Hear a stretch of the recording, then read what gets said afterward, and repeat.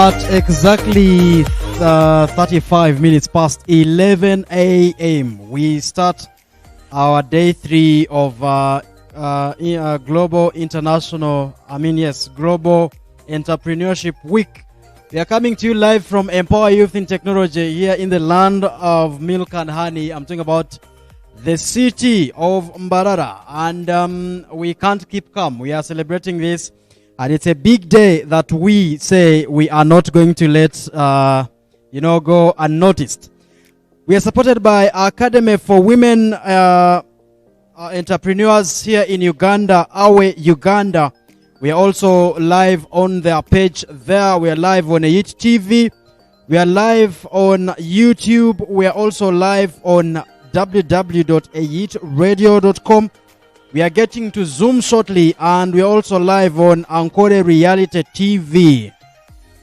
A very, very, very big day that we are about to notice. Now, the room that I am coming to you live from has a few entrepreneurs that are apparently discussing a few topics. Remember, Global Entrepreneurship Week 2021 is looking at business resilience, keeping businesses resilient.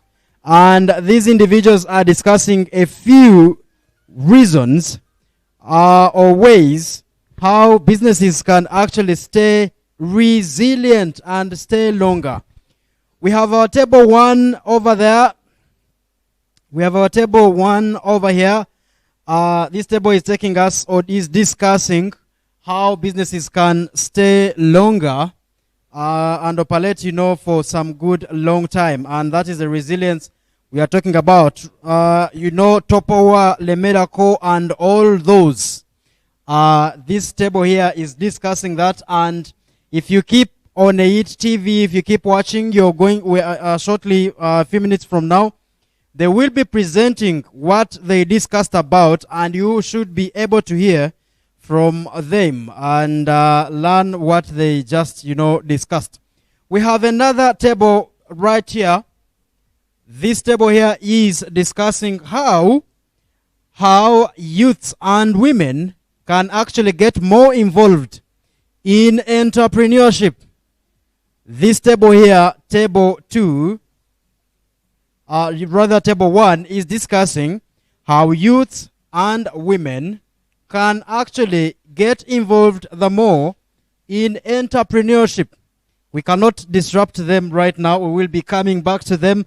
We will be hearing what they discussed when we come back.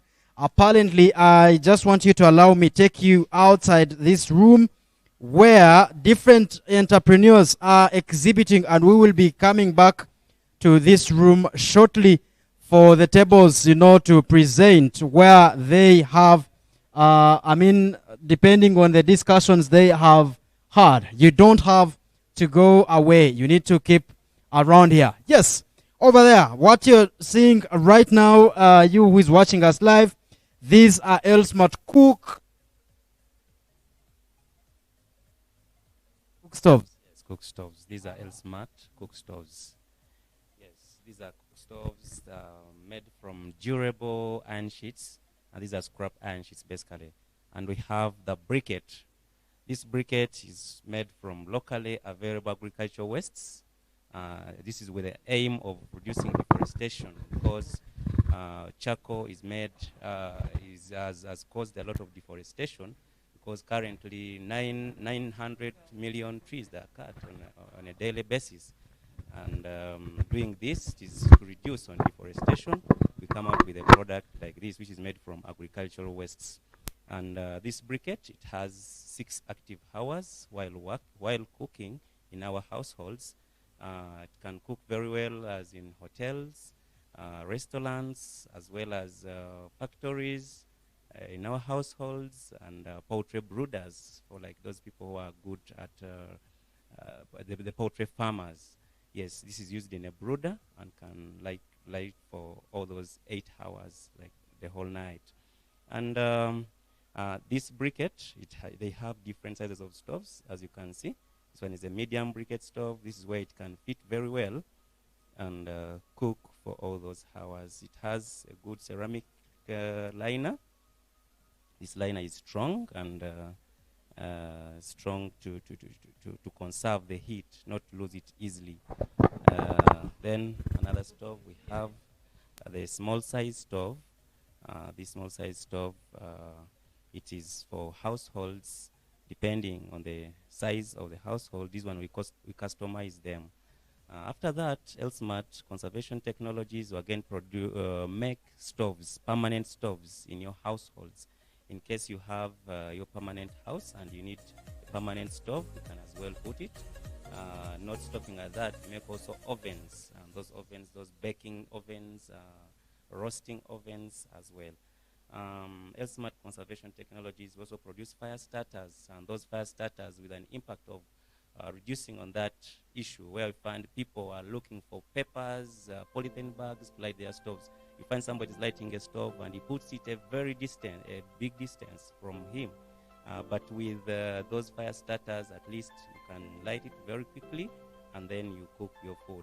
Then they are smoke-free, those fire starters. They're smoke-free and they're efficient and they can save a lot. Wow, that's a good one. And I'm telling you, when such an entrepreneur is addressing, then you need to give them time and explain to you. So you who is watching us live, he just told you how this whole thing works. Could there be something you left out? Yes, maybe to inform about the location. We are just located in Kisenyi. Kisenyi there at Kisenyi roundabout. And we have our factory in Kakoba Nyakizi. Yes, that's where it can be found. Maybe giving the contacts. You can contact 0758 08 7007 with an MTN of 0772 882968. Okay, I'm telling you. Now that is one of our exhibitors today, and on the same table we have another gentleman. We look at bread kind of setup. Is that a bread though? Yes. Walking. Oh yeah, this one I could see. This is kind of a paver. Yeah. I was wondering about this. So this is basically, if I can talk about this product, it is an interlocking stabilized soil block. In short, ISSB. This block is made from maram and with a small percentage of cement plus sand. So this block is meant for structured buildings. As an organization, we perform all that. We do the production, and at the same time, we do the construction services. So this is Isaka Mahanjere, a Director Business Operations at Bamsalim Services Limited. We are located at 4 miles as you're going to Isigiro. So you can find us there. We have a regional office. So the advantages with our interlocking stabilized soil block is that with our current operation, we do these blocks from site. So it allows the client to save money. So with our construction services, we can assure the people that you can really save 30% of our construction, of the construction budget. So with the 30%, here I mean, we do these blocks from site, and these blocks, they don't require a lot of mortar while constructing. So it is a plug in and plug out. So it even allows people to, when you're shifting, you can actually go with your blocks. So we can plug out the blocks and take them to wherever you're going. Thank you. So the contacts we can give the contacts. You can reach us on 0200 92 56 40 or an MTN line 0782 550 777. This product here, it is a plastic paver. This plastic paver is got from plastics. We reconcile plastics. It is added with a mixture, with a mixture of crushed glass and sand. So this is good for homes, petrol stations, all kinds of wherever you want to put it. The walkways in Barya City, they use this. Yeah. Yes. Still, Elsmart Conservation Technologies would like to show you about its fire starter. These are the fire starters. I want to show you how you light it and how it works. This is the fire starter. You just need a matchbox to light it.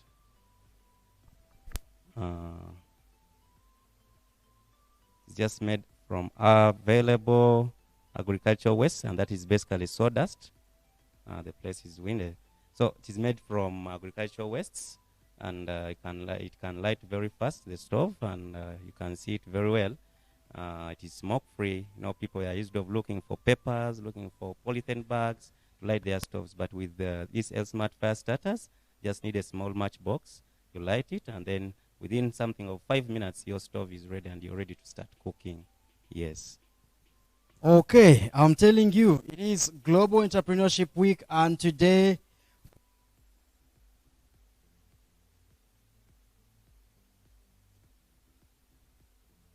to know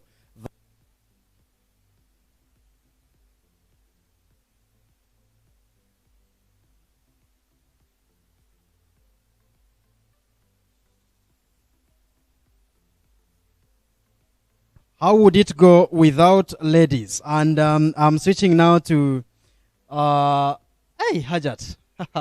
Assalamu alaikum. After all, today is a good Friday. It's another Friday. Now I'm standing next to some cool designs. In case you're just watching this, then you need to think about grabbing one for yourself. It's a cool t-shirt that has a map of Uganda and Ndimna Uganda. Let's hear from Hajat. What do you have to tell us about this? Thank you so much. Once again, my name is Marina Salma. I'm a politician and I'm a fashionista.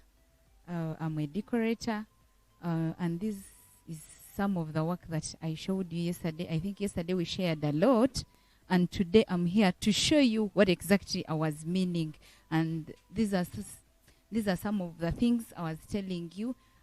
I told you I make dresses, I make gowns, I make t-shirts. I do a lot of work when it comes to fashion. And these are some of the t-shirts and the dresses that I make. Now this one is for a lady. It can as well be worn as an office thing and casual thing. So this is one of the things I make. And yesterday I shared about the decoration and the flowers I make. And these flowers are natural. They're artificial. I use our local things. This is one of the flowers that I make, and I use hussicks or corn leaves. So this is some of the work that I told you yesterday. And I think they're giving me something. They are putting something on my table. So I think we need to call up the young girls outside there. They shouldn't sit down and relax. They should be innovative. They should think of so many things that are taking around. Thank you so much. Oh, well, I am seeing this. This looks like it has something to do with maize. They are called corn husks. The leaves got from maize. So I roll them and make flowers from them. Then I use sometimes I use food color to get this color. I even use glue and so many other things. So I reuse things to make them look beautiful. Wow. So, quite beautiful there. And you want to know that Encore Reality TV. Even nebishubye bichori real. Ebishubye bichori omukazi nibyarukora maybe muri. And now I do not know how much is this? 35. 35. Whooping 35, and you're going to walk away with this beautiful one.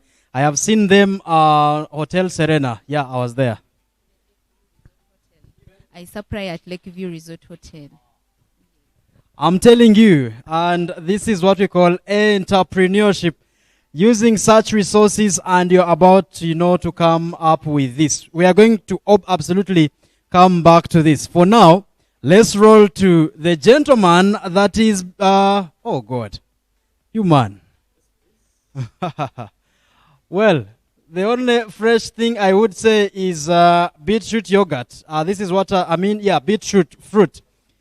But he's about to tell you, no. It's not the only fresh thing that is about. We have beet fresh yogurt.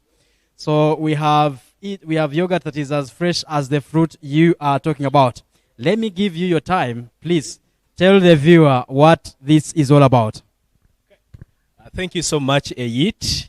This is Katumba Don James, an innovator of beet fresh yogurt. When I talk of beet fresh yogurt, I mean I use beetroot to produce the yogurt. Why the beetroot? I use it as a natural color. So in this product here, there is no food color.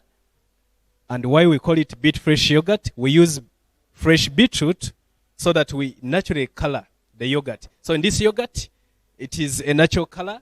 There is no flavors. So it doesn't have flavors, doesn't have food color. That's why we call it beet fresh yogurt. And we have a registered company. We are located in Kakoba, next to BSU faculty. Why are we making this? We are targeting people in the refugee camps. We are targeting health centers because this is a product which can be recommended by a doctor. Because we are looking at someone's health, not just taking our yogurt, but also we are looking at your health, not just getting satisfied, but also to work on your health. So we are targeting health centers, we are targeting refugee camps, we are targeting ongoing schools, and also, not only that, because it can be consumed by everyone. And remember, we are giving an option to those customers that do not wish to continue consuming products which are artificially colored and also artificially flavored. So when we are using this fruit, we are able to get this natural color, and also we are able to get natural flavors. So in this product, there are no flavors, there are no food colors, it is just beetroot. And also, this product actually is on sale.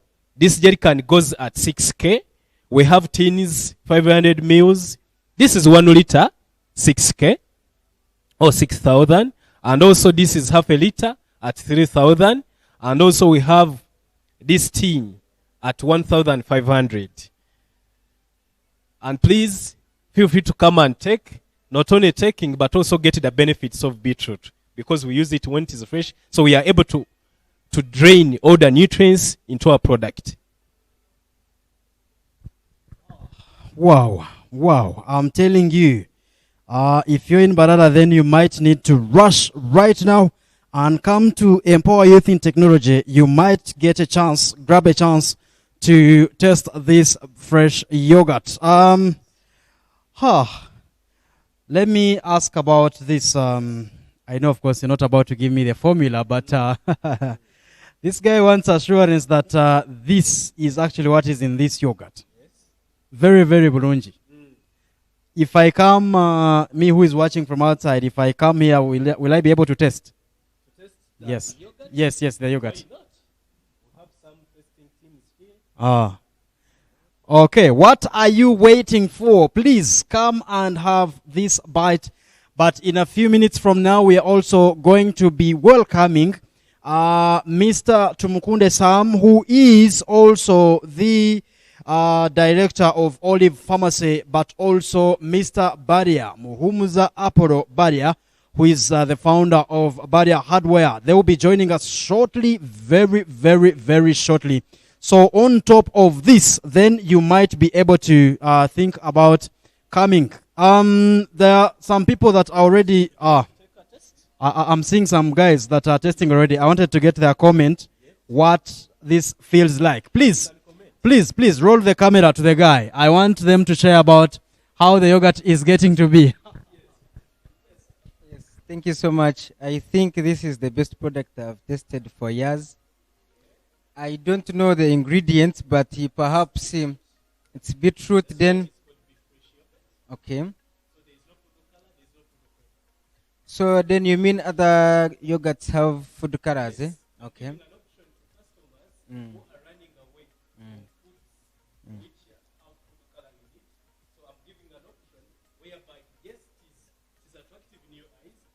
just attractive, we are using beet fresh. Beet fresh beetroot, which puts the color. So that color, as you taste it, it tastes good. Yes. It tastes fresh. I must say it's a good product. I've liked it. It's good. It's sweet. I want to encourage everyone to come and taste it. It's beet fresh yogurt. Okay. And then what do you call this? That is a peanut. That is 250 ml. How much? At 1.5. 1.5. Then this small one. This one. So I came along with these other guys who want to test it. Who wants to test this? I see Henry wants to test. Patience wants to. Yes, Henry. Patience. Where is? Yes, they come. They can come. Yes. Come and test. Come and test. Yeah, you can also come and test. I am the one who's sponsoring. Don't worry. I have the money. I'm the one sponsoring. Okay, you come and test. Okay, I'm telling you, and hey, people are about to get the taste of this. You who is out there, I'm telling you, you could be really missing quite a lot. And comments are most welcome. Yes. Yeah, that's for the camera girl, and trust me, we will be getting to understand how she feels about it. But shortly, we will be getting back to the house. I told you 2 groups are discussing different topics. We are about to get presenters from them. And I'm telling you, we are going to enjoy this. Mbwenu kumba ndiaho, for you is watching for me on Ankole Reality TV. Kumba ndiaho ndebe chimuri chirunji. And I said, okay, let me again go back to this lady. Tell us more. This one we saw that it comes husks. from Corn husks. Corn husks. Maize husks. Yes. Yes. I'm telling you. Thank you. Then there is this now. Thank you so much. Yesterday we talked about decoration, and I told you I deal in decoration. These are some of the flowers, though they are artificial. You know, nowadays we don't deal in natural flowers, so we use artificial flowers, and this flower can both be used in office and even home. So I wanted to talk about the pots. We also mold pots. We make pots and different pots. So this is one of the pots we make. We use clay. We burn clay. You know, COVID hit a lot of us. We went home, we sat, we had nothing to do. So when we were home seated, some of us tried to think ahead, and this is one of the things that I came up with. I make these pots, and you know, we have a lot of newspapers. These papers, the what do they call them? These past papers, and a lot of them are wasted. They are kept in homes. So for me, I go and correct those papers, those newspapers. I mold them and get what they call paper clay. Then I make these vessels. They are called flower vessels. And these flower vessels can't be broken. Even if you put it, even if you throw it down, it can't be broken. So these ones they are made from papers, and I use these small stones whereby I get sand and remove those small stones. Then I even use that clay paper whereby I mix it with some glue and mold out and make these flower vessels. Wait, I thought this was metal. No, it is not. It is clay, paper clay. And We use old papers, those new visions. We mold them. We use water and clay. Then we make these vessels. So this I think it is a good idea. It's a beautiful, not just good. It's a beautiful idea, It and can't be broken. Even if your kid throws it down, it will still be the same thing. in case one wants to learn these things, are you willing to? Yes, I told you I'm a leader, and I'm here to help young girls who are home seated. Yes. You know, in my religion, most of the young girls think they're supposed to be home to cook for their husbands. But as you're home cooking for your husband, you can as well do something that can bring an income to your family. So these are some of the things that we can go and teach these young girls. You can be home seated, then you try to do these flowers because you don't need to move, you don't need to do anything. You just have to get these equipment, small equipment, then you start making things and get an extra income. Thank you so much. Wow, thank you very much. And I'm telling you, that was Salima. She does some of this pretty work. It's not only that, whatever you see in the background, in case you just joined in, this is also her work. Very, very pretty kitenge. And I'm telling you, when you come around, you should be able to grab them. For business reasons, you could share your number. Thank you so much. These are my contacts, and I have a WhatsApp number which is 078778319. I can repeat it: 078778319. I also have Warid number which is 0706292983. So those are my contacts, and our office or our place is located at Makansing Street, alongside the zebra crossing down what we call H-Kubo. So it is where we are located. If you want some of our work, it's where you can find us. Thank you so much. Wow, thank you very much. And of course, we are absolutely going to be coming here. In case you just joined in, we are coming to you live from Empower Youth in Technology Tech Hub. We are in Barara City, and we are celebrating the Global Entrepreneurship Week. This is our day 3, and indeed the final one. We have roundtable talk. We are going to host Mr. Barya and also Mr. Sam of Olive Pharmacy. Let's get back inside, and we should be able to hear from these groups so far what they have presented or what they have discussed.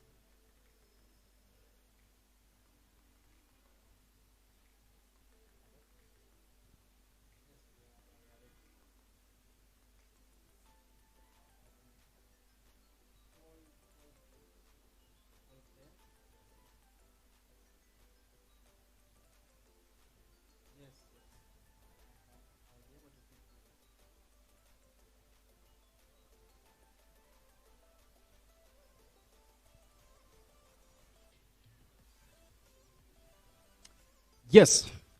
The group you see here is our table 2. They have been discussing how businesses could stay longer. We are talking about business resilience. And in a few minutes from now, we are going to have one of them presenting to us what they have discovered as ways that, people with businesses could use to make sure their businesses stay longer. This other group here is table number 1, and we are about to get one of them to take us through what they discovered as ways we can get women and youth involved in entrepreneurship. We are going to start with group 2. We are starting with table 2. We are starting with table 2. Are you guys ready? Yeah, let's have a presenter from these guys. Let's have a presenter from these guys. We want to discover what you have discovered as ways business could stay longer as we uphold our theme that we want to keep resilient. Thank you very much. The names to the viewer, and then you should be able to take us through what you discovered. Thank you. Thank you, the presenter today. I'm by the names of Brian Kabuganwa, the leader of Group 2. And our question was how business can stay longer or even resilience for it. So I would like to just give a brief part of it. What could make the business stay longer? It is what you can overcome, what you can to be consistent in business, and then at the end of the day, the public or the environment that you are in, they could see that you are successful in whatever business that you are doing. First of all, I'll have to give a hint of each the reasons. There is prioritizing the business. You might have a couple of businesses in your mind, but when you give a priority, let's say apparently as we are here, it is a meeting, and then someone brings hats to wear, and then another one brings in some drinks. So you see, as a priority, me, I would opt to bring drinks, because I know since it is a meeting, they will come and then they buy drinks. Meanwhile, as they're talking, but not for the hats. You get, so priority for the business. It is much important. Then there is the vision, where you want to be with that business, and how far you need to go to achieve the goals of that business. So you have to set a couple of you set the vision for your business. Then you know at the end of it all, after doing this, it will be in this stature. So a vision is very good when you're doing business. Then reducing the costs of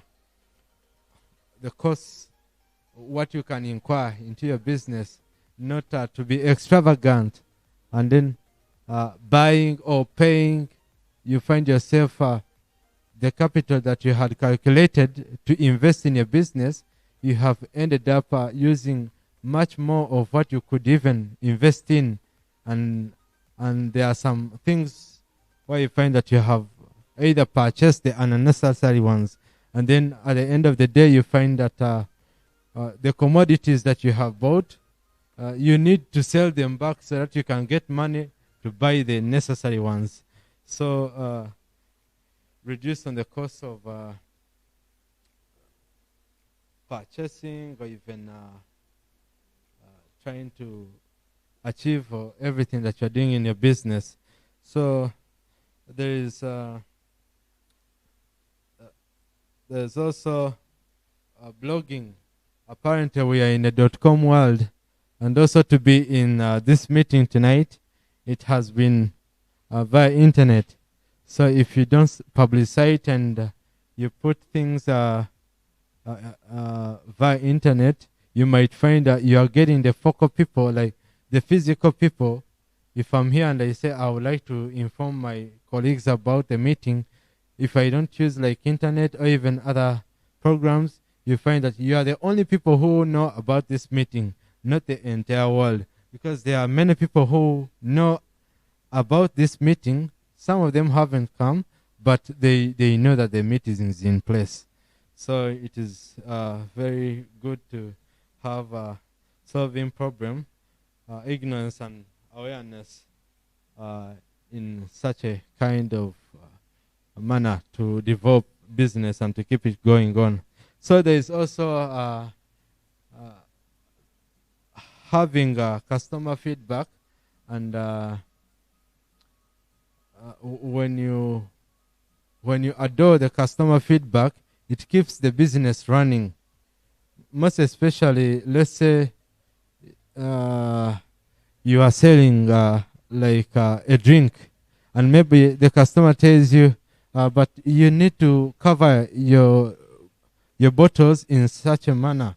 And then when you don't buy the idea, you find, by the way, that particular customer had already maybe shared an idea with a friend about what you're selling. Let's say you're selling yogurt, and they say, maybe if you bottle it up, or if you give us a bonus of 3 bottles, you give it like a percentage of it. Let's say each bottle it is 5,000. So 3 bottles, in total there will be 15. But if you give us 3 bottles at about 12, you find that that business will go at a high rate compared to the one who is selling one bottle. So customer feedback is very essential in business. Then being dynamic in learning. We always learning through failure. We learn through competition. And if you are ready to face those challenges and learn from them, there you maneuver through the business career. Because if you quit learning and you happen to feel that your competitor is pushing you down, then that means that you have already given up the type of business that you're doing, because if your competitor is trying to bring some idea and you don't buy it, maybe it would also polish up your business, and you find that you're doing much more better than him, then you won't do good. So learning it is also better in doing business than targeting the right customers and being in the right place and the right time. Those have been essential very, very, very much in businesses, because take a look. We are in Ankole, a land of milk and honey. Now, if they bring, let's say, if you are to sell milk and if you are to sell fish, when you compare fish and milk, what will be going rapidly? It will be milk, obviously. And the time, obviously, people will be buying in the evening and in the morning. So if you target that time, availability of resources also, when the milk is ever on, and then you find that your business, it is running simultaneously, because customers, however much even though the customer doesn't come at a particular place of your business, we will send a boda guy. Then they come, they pick, make in the evening, make in the morning. Then also targeting the right people. You know, these people, they like fish or they like milk, because you might take fish to Chirhura district and you end up losing. You get? Yeah, so that one is also essential. Yeah. Then knowing the tools of the businesses. So apparently what we are having here, I know you are seeing me here, and if we don't have a projector, if we don't have the camera, if we don't have the computers, that means we are not broadcasting. So if you don't have the tools for such kind of this lifestyle, then I don't think how you could make it for the world to know what you're doing, regardless of them not being available here. So it is also essential, just like when a farmer cannot do farming when you don't have a hoe, when you don't have a rake. So seriously, you can't do that, and tools are very essential in business. Yeah, then maybe attracting customers in business. What we might call like motivation in business. It is a key factor, because as I was seated here, maybe let me do some simple akalango. Like they are having some milk there, and then maybe they might say, please have a sip. This yogurt is very sweet. So it is part of motivation, and at the end of it all, maybe someone can say, no, please go with this bottle of yogurt. No, feel free to take it. They are motivating you, but on the other hand, still they are doing business, because once you appreciate the taste of it, one time you go back to that particular person, you say, last time you gave me free bottle of milk, and now I feel like having more. I even have my friends, or even you make a call because they are labeled, they even have some contacts. You make a call, please, last time you gave me a free bottle, I'm having a function and I have some couple of people who could be enjoying your drink. Could you please pass by? Then we make some arrangements. So it is also essential in motivation, or even in having workers. When you're having workers, then maybe at the end of the day, you're like, please, everyone have like 1,000 for transport back home, which hasn't been on agreement when you're giving someone an employment opportunity. Then you find the following day, the workers are ready in time at your workplace, and your work is going straight, you get. So thank you so much for listening to me. And this was a presentation from Group 2. Thank you so much. Okay, that is a representative from Table 1. In case you just joined in, what we are doing right now is the roundtable discussion, and Table 1 just presented. The gentleman was sharing about what they discussed as ways businesses can stay resilient and actually keep longer. He shared a few of ideas that they discussed.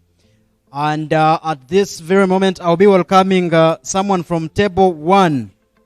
Table 1, come present to us in case there are ways you discussed how young people or women can get involved more in entrepreneurship. You're welcome.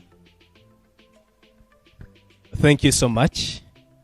I'm Katumba Don James, an innovator of Beet Fresh Yogurt, which product has no food color in it, has no food flavor.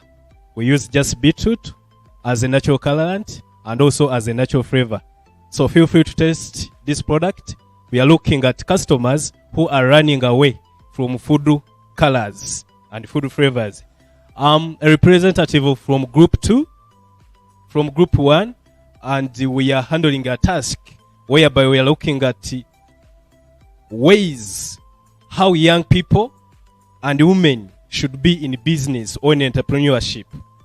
And for this case, we are looking at different aspects. For example, we are looking at what happens when women and young people or youth are involved in entrepreneurship. When these two people or categories are involved, what happens? What are the benefits? What are their roles? So one of them, when young people and women are involved in entrepreneurship, they are not dependents. If it is a woman, is not a dependent, is not waiting for the kavera, is able to provide food at home, is able to provide her basic needs as a lady. So she's not a dependent. We are in lockdown now.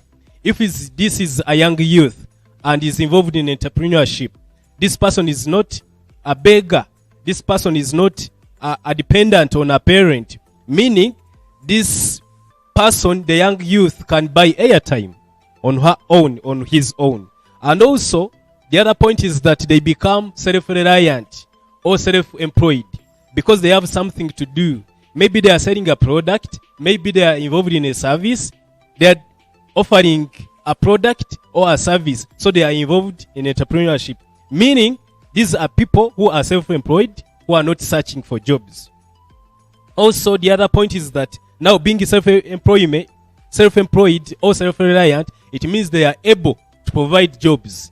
So they can create jobs for other people, for other youth. Meaning, we are looking at people involved in entrepreneurship, but also they are youth or women who are not involved in entrepreneurship. So it means these ones who are involved, they are able to create or provide jobs for other people. But also, in doing so, they end up increasing their wealth on household or household income. Meaning, if someone is doing something, a youth is involved in entrepreneurship, is earning a living. At the end of the day, they are improving wealth, especially at household level. And also, now after they have provided employment or they have provided jobs, they are self-employed, their income at family level has increased. So it means they are reducing poverty. So we are looking at women in entrepreneurship or youth in entrepreneurship. Why? What is their role? They reduce poverty, either on their individual basis or family basis or community basis. They are reducing poverty. But also at a community level, we are looking at human development as a community. So assuming at least every family has a youth or has a woman who is involved in entrepreneurship. So it means such a community is going to have human development. When we are looking at human development, we are looking at human capital. Meaning they are employed themselves, they are motivated themselves, they are giving jobs to the neighboring communities or to the people within the community. So at the end of the day, the community has evolved in terms of human capital. But also we are looking at health and a nation's development.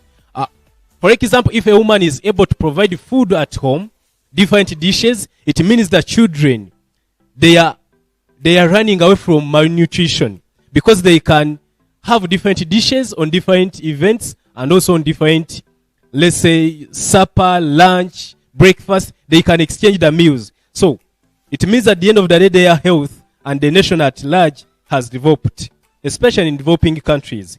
But also, not only that, but what if these people are not involved in entrepreneurship? The women, the youth are not involved in entrepreneurship. What happens? We are looking at the impact that can be put to the community, household, individual basis. One of them is domestic violence. Because I'm looking at this family whereby a man maybe is not allowing a lady to get involved in entrepreneurship, in creating some jobs, either for the family, either for the community, or even to have her own money. So it means such a lady is going to be a dependent to the man. And what if the man doesn't provide? It means at the end of the day we are going to have domestic violence. If now in January we are expecting children to go back to school, but you find that because the woman is not involved in the entrepreneurship, maybe the man himself is not able to support these children go back to school. It means now the lady is going to complain. The woman is going to complain. The children are going to complain. At the end of the day, they can sue the man or the husband or the father to court. So at the end of the day, when he comes back, he can cut the woman, he can beat the children. So that is domestic violence. And also school dropouts. Still, students are going to go back to school. All learners are going to go back to school. But if these people have not been using this COVID situation to get involved in entrepreneurship, it means some children, some students are going to drop out of school. Why? Because these people are not involved in entrepreneurship, which could earn them a living. But also there is underdevelopment at community level, at national level, at family level. Because if these people are involved in entrepreneurship, they could increase their ways of income generating. They could improve their ways, let's say, of living generally. But if they are not involved, it means they are going to be under development. But also criminal cases. Because if they say an empty tin makes a lot of noise. So for this case, we are looking at the community whereby the youth, the women are not involved in entrepreneurship. It means the women are going to spend much time gambling because they have nothing to do. The children are going to spend much time visiting one another. And also, at the end of the day, also it can result into unwanted pregnancies. If they are young youth who are females, these boys are going to disturb them, are going to involve them. So because, let's say your family, your children are not involved, and the other family is involved, they are earning a living, meaning this youth is able to convince your child, who is a girl, and at the end of the day, you are going to have your girl with unwanted pregnancies. But also, we are looking at ways how, yes please, at ways how should women and youth be involved in entrepreneurship. One, they should have divergent thinking or positive thinking. We are looking at positive attitude, looking things, having a perspective from a positive point of view. In other words, not taking things for granted, but also taking advice. We are also looking at creating new jobs. When you create new jobs, it means you are involved in entrepreneurship. When you join clubs, it means you can get new ideas which you can turn into a service which you can copy and also make a product. But also getting involved in challenging ideas. We have had a round table. It means you have been involved. These ideas are challenging. But when you get involved, your mind can't remain the same. But also communication. If you are able to communicate to one another, it means that at the end of the day, you are able to create something. But also financial literacy. AIT always organizes these talks. They bring facilitators. So it means you are going to be empowered financially. You are going to have financial tips, how to handle your money. But also positive relationships. I always ask people, you are dating that guy, you are dating that girl. What do you share about? Apart from sex, what else do you share about? Do you share about development? Where do you see in 5 years to come, 10 years to come? So that positive relationship. Or you can have a relationship with someone, but he is coming. But which relationship are you going to create with him? It should be a positive relationship. Thank you so much for now. We shall get involved in more talks as time allows. Thank you so much.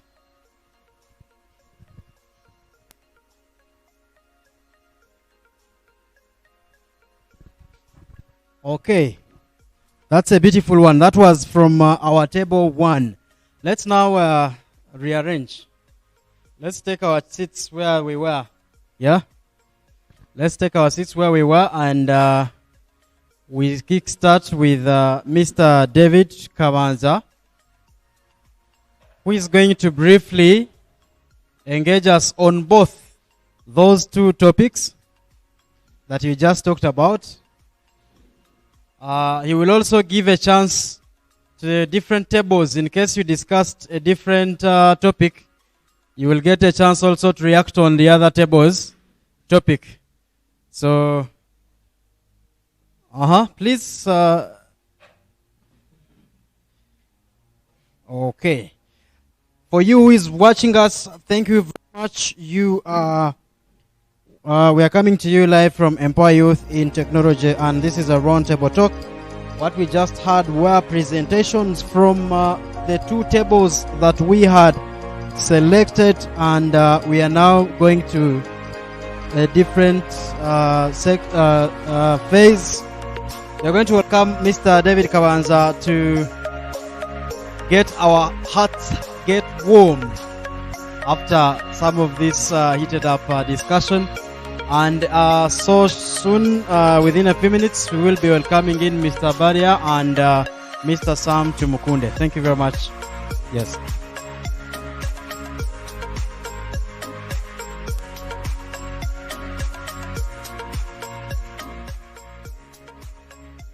Yes, good afternoon. I hope you are there watching online. And for those who have been privileged to be here present, it's exciting. You should have been here if you are out there online. This is a great event, and we are glad to be here. I am Kabanza David. I'm a business coach. I'm an academician at the same time, and I'm a businessman in technical areas. I offer technical services in a number of areas. We do technical trainings. If you have a skill gap or if you want to get a skill, we do that. We also have products that we produce and use to serve community. We do construction using interlocking blocks. We do fabrication of all sorts of machinery for agro-processing. So we are into a number of those trades. We teach people how to use crafts, to make crafts from waste products, and many other products that if you are there and you feel you want a skill that can turn into capital, we are available to help you. I do most of those things. Specifically here, I'm going to be sharing with you about business resilience. I know in some of the discussion groups, they have hinted on some of the elements, but we want to go back into that topic because it is critical for our Ugandan enterprises. You always hear people say, a Ugandan enterprise that makes it past 1 year is a miracle enterprise. But why should it be that way? At the same time, you are told that over 80% of the economy is in the informal sector. So in other words, it is in a sector which has to be created. For example, here in Uganda, we have more than about 50, we are coming to about 50 institutions, universities. They produce over maybe over 200,000 graduates, 300,000 graduates in 1 year. And if we go, for example, by the public sector, the whole of Uganda's public sector only employs about 350,000.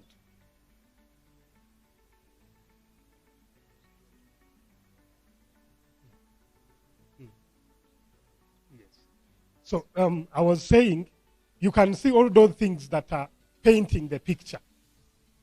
So if we have that, it brings a challenge to how we can sustain these businesses that we want to start. So I want to, as we go for this topic, I want to give you a break to first reflect. Mr. Sam Tumukunde of Olive Pharmacy in white. Guy is always smart. They say dripping. So thank you very much. You're welcome. I'll give you the microphone. Ronnie, you take us through this session. Yes. Yes, thank you so much, Mr. Sankar, and everyone watching. We actually privileged and glad and happy to be with Mr. Barya and Mr. Sam. And we are going to move around to see what young people are doing in Mbarara. We have a number of innovations. We have Mr. Katumba here. Quite a number of innovations. So we're going to see, everyone is going to take us through what they do, how innovative it is. Are there challenges? Is there any way we can partner and do business? Where do you see yourself? It's a lot. You have an opportunity. We have business clients around. They started like you perhaps, and they have grown and we admire them. They are here today. What can you ask? What is it that they can do for you? What can you do for them anyway? Let's get in. We are free to move around and see and interact with these young people, the innovators and the entrepreneurs around. Thank you. Thank you so much. You are most welcome to Katau Kanchiza, Dairy Enterprises Limited, and Katau meaning Katumba and Alan. I'm Katumba. I have a co-founder, that is Muhumuza Alan, and Kanchiza, it has healed me, Dairy Enterprises. Why Kanchiza? We have an option for products on market. On market, allow me to use them as an example. We have yogurt, which are artificially colored, which are artificially flavored. So we are bringing a product on table, an option for people who do like to take yogurt, but which yogurt which is not flavored, which yogurt which is not artificially flavored or colored. So we are using this treasure. I call it a treasure. This is my treasure. Because I learned how to make yogurt way back at 2017 when I was still a student at BSU. But when it clocked 2019, I was like, okay, like someone you can think, but what if I go to town? Then I was like, what if I use beetroot instead of strawberry? Me, when I think of something, then I take a step. I asked Mr. Google, sir, how can I use beetroot to make a good yogurt? Mr. Google, sir, couldn't answer what I had in mind. I said, no, it is still possible. Someone who made yogurt, someone who made strawberry, I can also make a product using fruits like beetroot, which is fresh. So I took a step. So since 2019, I struggled for 1 year incubating this idea. But to tell you the truth, this one now is making me move nations because I was in Ghana. I had gone with BSU, and it contributed to BSU winning in the first position under forum, Regional Universities Forum. We had a meeting in Ghana. So why beetroot? It is a natural colorant. Why beetroot? It is a natural flavor. So when you look at this color, it's attractive. And also when you look at this color, someone can say, wow, could that be strawberry? No. We use fruits, and this is beetroot, so we make beet fresh yogurt. So there is no food color, there is no food flavor. We are targeting health centers because this is a product which can be recommended by a doctor.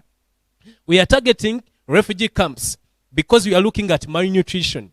We are targeting school-going children and learners in institutions. That is our coverage we are looking at. Though we have challenges, we could have now massive production, but we are lacking equipment like a boiler, a pasteurizer, which could go around 9 m.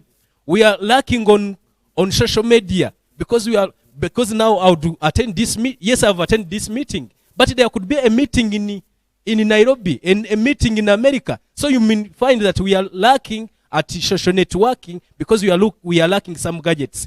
Now that I've met you, at the end of the day, I want to make a request and to one of you, director. I thought it about home, and I'll make it at the end of the day. I remain Katumba James for now, an innovator of beet fresh yogurt. You are so welcome, and feel free to test, please. Thank you so much. Are we willing to test? Yeah, we can test. But maybe as we are testing, how innovative is this? Why is this better than other yogurts on the market? Yeah, one is naturally colored, and people are running away from from artificial colors. It is naturally flavored. People are running away from natural flavors. We use stevia as our sweetener, so we don't use the artificial sweeteners. Please feel free to taste.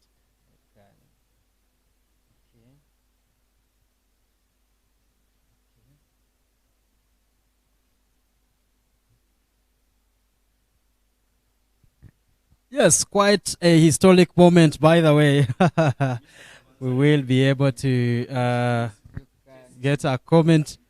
I think we can get a comment from our guests. Okay. I needed that comment as naked as it is without covering anything because Okay. Mr. Google sir can't give me.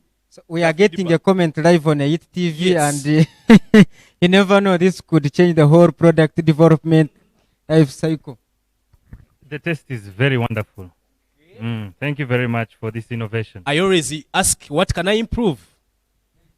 Well, Depending on the taste. as far as the taste Yes. is concerned, for me, I am Yes. very happy. Wow.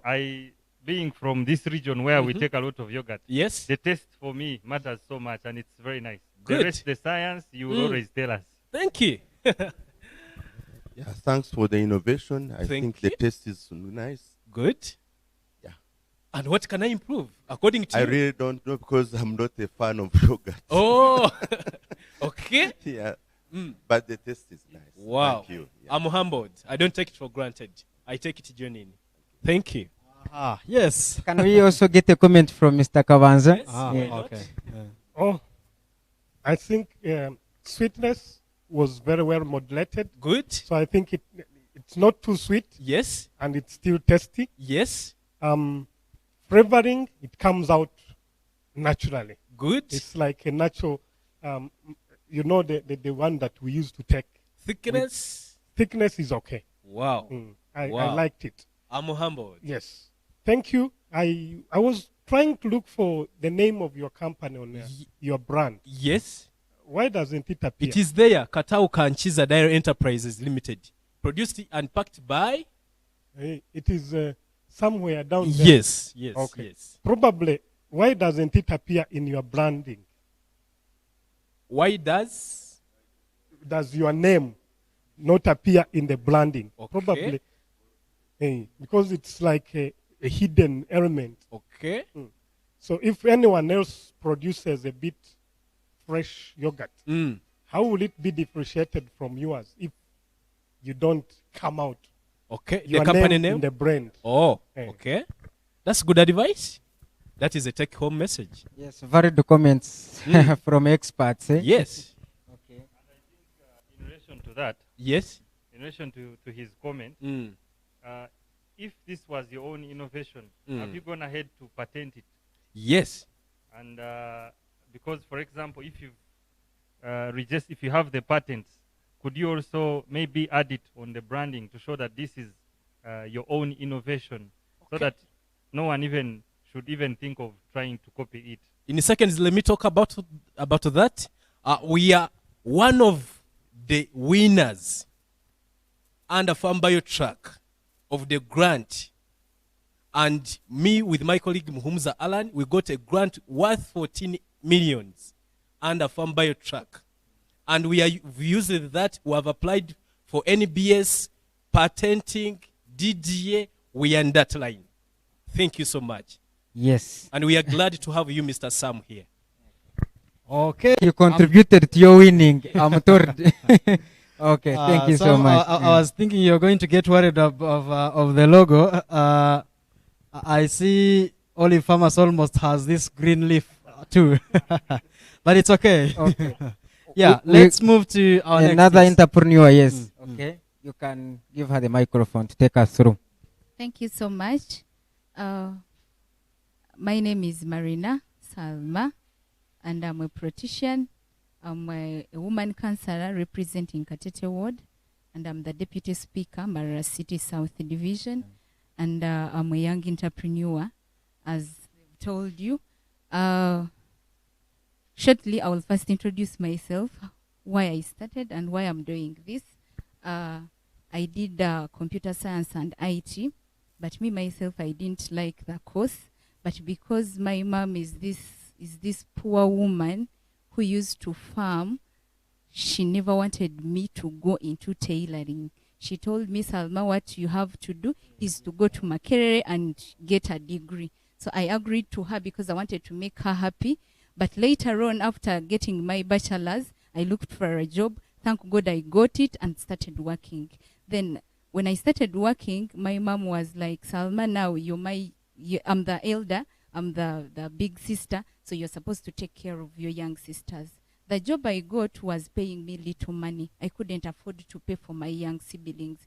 So when I looked into it, I'm not going to handle anything. So me, myself, I loved fashion. Then I started saying, let me go and look for an extra income. I started by making these shoes for those campuses, my friends, making those shoes. So later on, I started getting some little money. But because I loved fashion, I said, I'm going to get a machine and start sewing. I started tailoring. This is how I started. I started tailoring while doing my office work. Later on, I started making shirts, and I got a lot of money. I started paying the school fees for my siblings, and later I quit because the money I was getting into fashion was more than the money I was getting in an office, and I supported my mother, and everything went on. So this is some of the work that I do. I make dresses, I make gowns, I make a lot of things through tailoring. So when COVID came, we went back home. We had no work. No one could come at Nkorechnech, so I had to go back home and sit. But because I had these kids that my mother had given me, I had nothing to put on the table. So when I was home, seated, doing nothing, I started thinking, my mom used to make mats, mcheka. So I thought, you know, these swamps nowadays are taken off. We no longer get those things that they used to make mats. So I asked myself, now, if I sit here, my mom can make a mat, then what will we eat? What will we put on the table?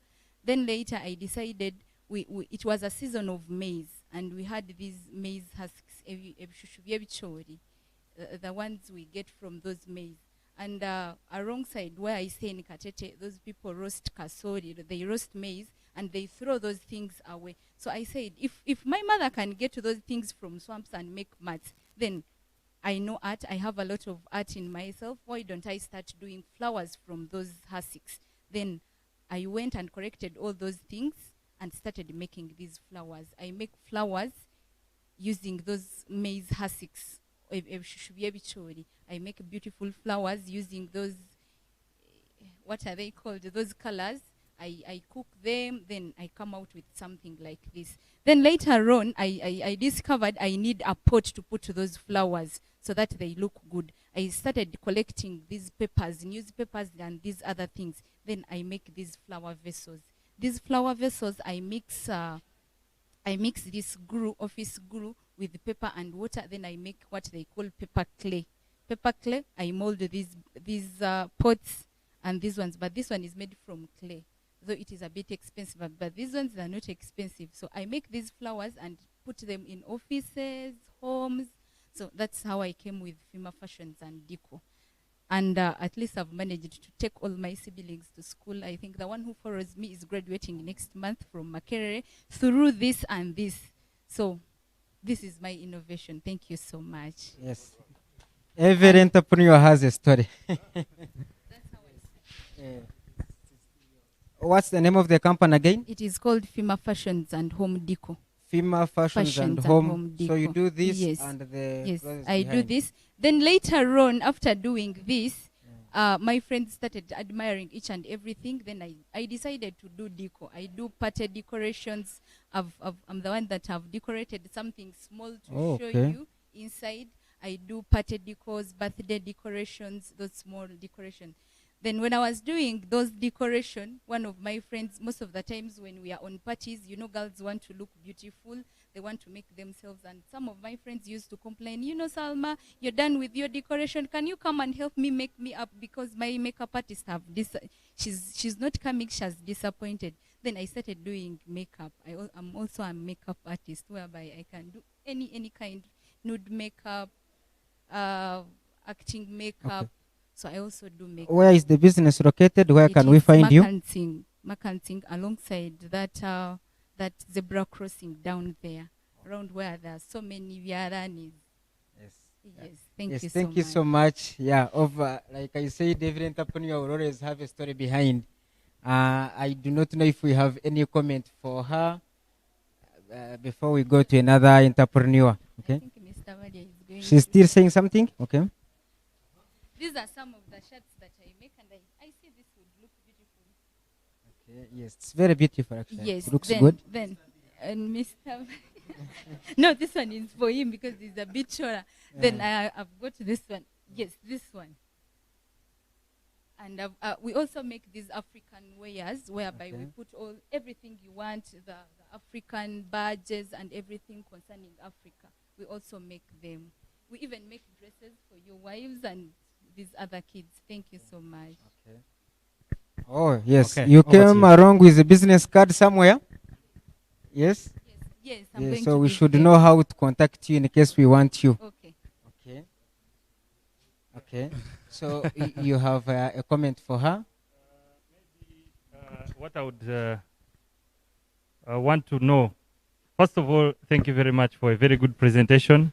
I think you're doing very good work. You've really tried to utilize the talent that God gave you, which is art. But I would like to know, these beautiful things that you're doing, how far have you gone to market them to the public? Because there are so many people, very many people out there, young people, who would love probably to support you in one way or another, but they might not know that actually these things are available and they're made locally and they're this beautiful. Thank you so much. I have so many platforms like WhatsApp and Facebook.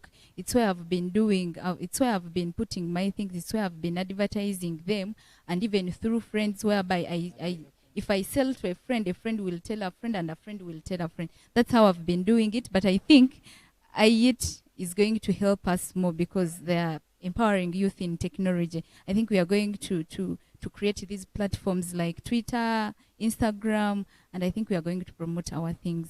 I think our market is still down, but I think we are going to make it, inshallah.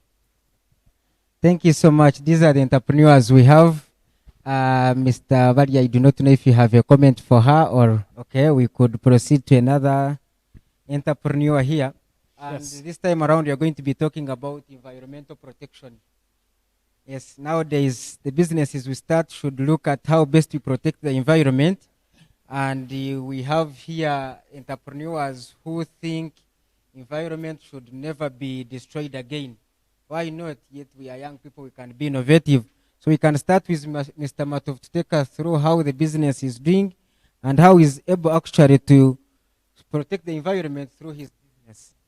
Okay, thank you very much, Mr. Ronald over it. Here is Matovu Mohod, and he's the director of Elsmart Conservation Technologies.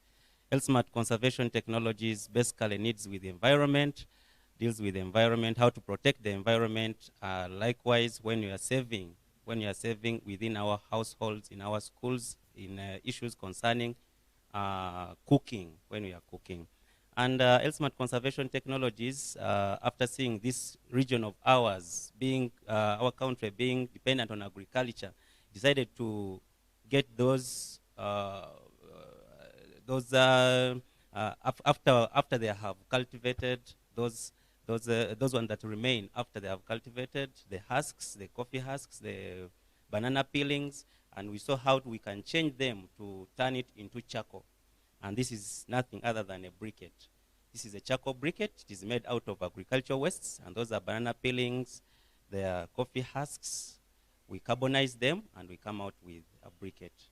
This briquette, it works for 6 to 8 hours while cooking, and it is good for, we target basically the households, that is the households from 4 4 and above of a number of people in the family. And then we target schools, we target households, we target restaurants, and other big consumers, even poultry brooders, those people who are in agriculture and are doing farming of birds when they are brooding birds. So these ones, they can very well work in a poultry brooder. Secondly, after that, we have the fire starters. These fire starters, we face challenges like, more especially the ladies, they face challenges of lighting their stoves. So Elsmart decided to come out with an innovation where we can get the sawdust and turn it into a lighting instrument. And that is nothing other than a fire starter. Maybe you can hold for me a bit. I show you how this fire starter is lighted and how it can save, or how it can quicken the cooking at home. Ladies normally look for buveras, they look for those papers, they find lighting a stove is a challenge. But now with this Elsmart fire starter, lighting a stove is very easy. You just need to get the fire starter at a very small cost, and then small cost of 1,000. Then you pick a very small piece, then you light your fire. Just within a very small period of time, your fire is done, and then you can start cooking. Then after that, we come out with different sizes of stoves. After seeing that people have challenges of stoves, they lose a lot of heat when they are cooking. Like using the other metallic stoves, they waste a lot of heat, and that is basically when they are using charcoal.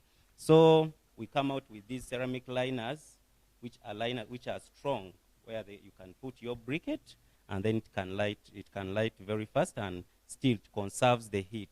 You find now like this briquette can work for 6 to 8 hours, and these 6 hours, they're active hours of cooking. You get? This briquette, the one I'm talking about, it has those 6 hours, they're active. You can cook, you put something, you remove it, you put another thing, you remove, put another thing, you remove. And finally, then it has the other warming hours.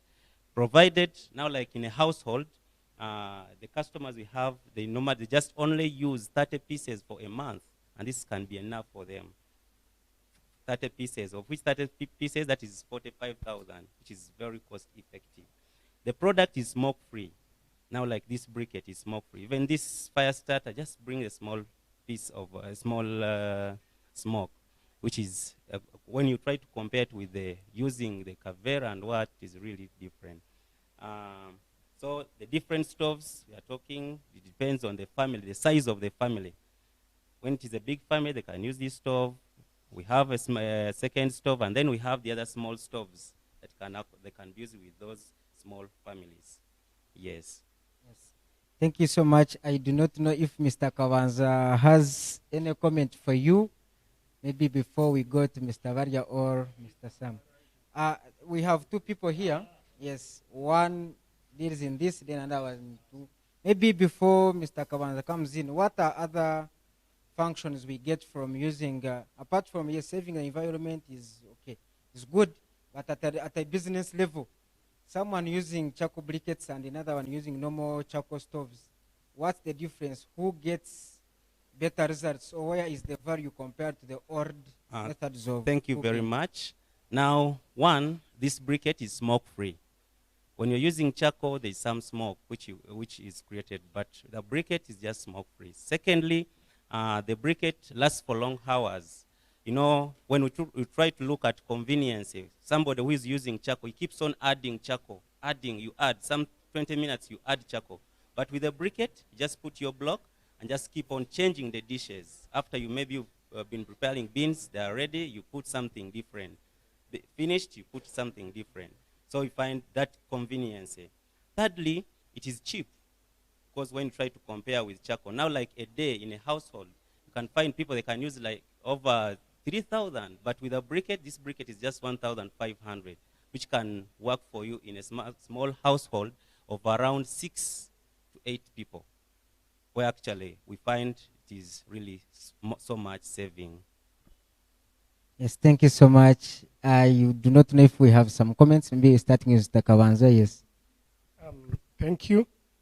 I was wondering, do you also have, because this is a comb product, yes, do you, of course, they have their small briquettes for someone who wants to cook a short time and allow them off, or it is only this product? Yeah, thank you very much, Mr. Kavanza.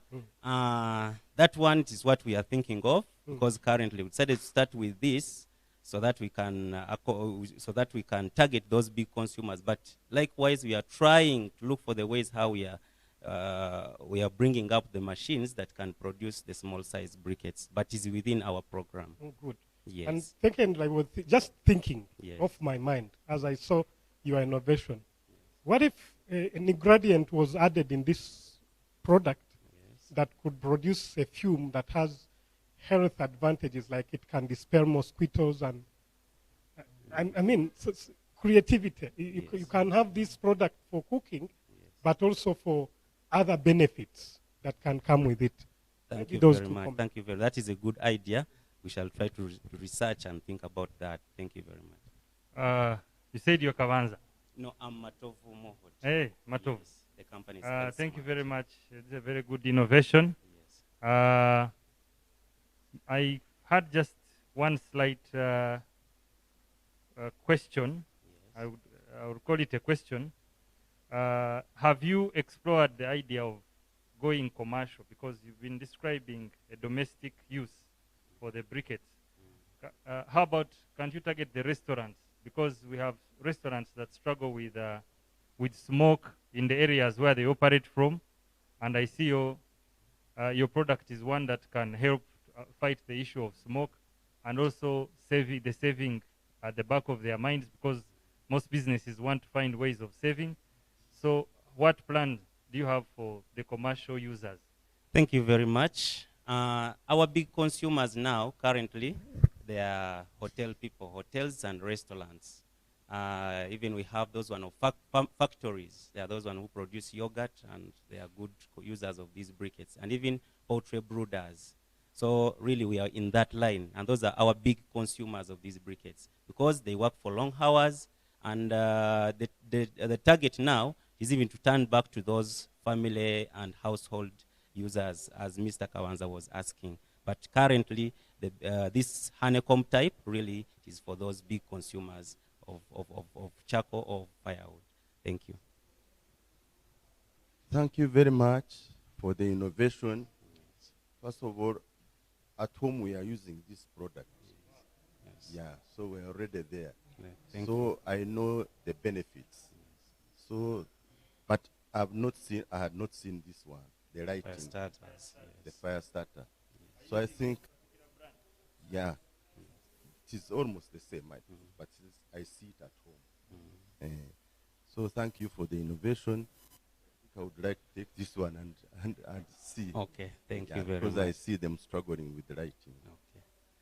Thank you very much, Mr. Barya. And actually, those are some of our challenges, because we are trying to look for the ways how we can expand our market and as well as advertising. But it is trying for us, and still we are trying to look for the ways how we can expand, because these are locally used items at home, which every household should have. Okay. Yes. Yes, thank you so much. I would kindly request, if you don't mind, you give Mr. Barya a fire starter, Yes. so that they try it at home and see the benefits. Okay. And I hope the contacts are there. You never know if we like it. So give us a sample. Just let this be on record. Just give us a sample. Should we like it, you never know. We can come back. Okay. So as we are discussing with Mr. Issa, just give us a sample. We need to try it out at home. Okay. Thank you very much. I'm delighted to be here again, and thank you, our guests. Mr. Barya, I happened to be with him online when he was talking about opportunities in Barya, investment opportunities. Thank you, and Director Business Operations at Bamsalim. We do these two products, and our first innovation since 2014, we had this interlocking stabilized soil blocks. Interlocking stabilized soil blocks got right away from Maram, mixed with a small ratio of cement, and we put sand. This is cured not to destroy our beautiful Uganda and the landscape.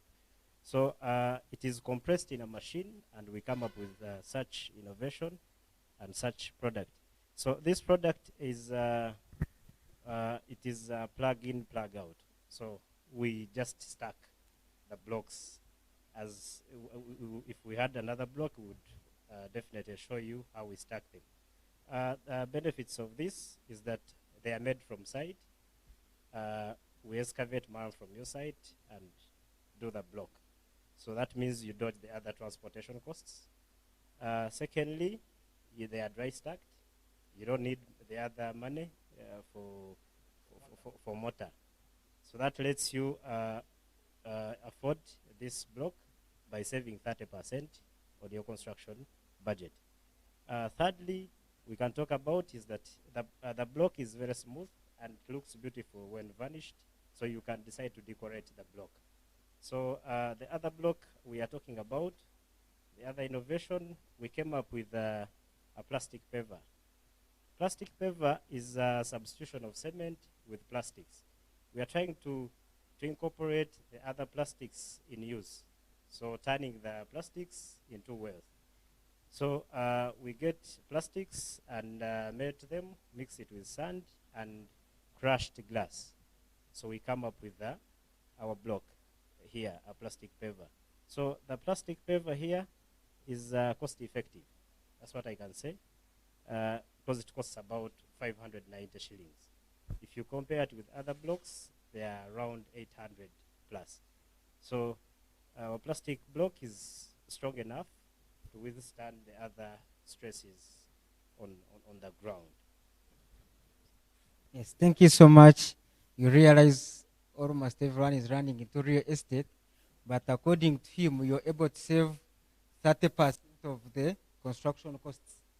If your budget was 80 million to construct a residential house, when you take up his innovation, you're probably going to construct the same house at only around 50 million, I guess. Around 56 million. See, you have math already. So that is according to him, and Mr. Barya is into, he supports construction by providing different products. Would like to get a comment. Yes, would like to get a comment from him if this is a game changer 5, 2, or 10 years later. Yeah, thanks for the innovation. I also have a machine that makes those things, mainly the paver, and they use the old block. But of course, you need they need to be displayed so that people can know. So maybe I can give you a place where these things can be put, and then because once they are interlocked at site, maybe people can get interested. Thank you very much for the opportunity. Yeah. Yes, thank you so much. I think that's why we invited you here. We didn't know that this opportunity could come up. This opportunity is not coming to me, but the fact that it is going to him, I am so happy that this is happening. So you have an opportunity now. You have an opportunity to do business with Mr. Barya. Okay. Mr. Sam, you are into construction at some point. Could this be an opportunity you would think of in your next building you're thinking about constructing in Imbarara? Yeah, thank you very much for this innovation. Yes, this idea of interlocking blocks, I think is not a very new idea. It has been around. I'm glad that our very own young people are starting to embrace these things, because as time goes by, we look for methods of cutting costs, doing shortcuts. I think one of the things he didn't talk about is that away from saving you from some costs, I think it's even faster to build with these things. Yeah, but the challenge we've been having is that they have not been well embraced. Probably they have not been talked about very well. They have not been used. So I think going forward, hopefully, we can start picking on these things. Because naturally, people are always scared to be the first to start using these things. So I hope that we can take up some of these innovations. We start using them. Probably, if Mr. Barya puts up a building with this, I would follow behind and also take up the innovation. But sometimes you are a bit scared. So hopefully along the way, and please take up that opportunity and advertise those things at his place. And then we wish you the best. Thank you very much. Thank you so much. I do not know if we can get a comment from Mr. Kavanza or so. I am going to hand over to Mr. Sankara to take us the next step. But thank you so much for moving around. These are a few of young people out there who are into innovations. We just picked out a few, but we are planning something bigger where all innovators will come around and we see what they are doing. Thank you so much. I hand over to Sankara again as we go for the next step. Oh yes, thank you very much. That has been a beautiful one. Yeah, we could now have the moment of truth, the time we've been waiting for.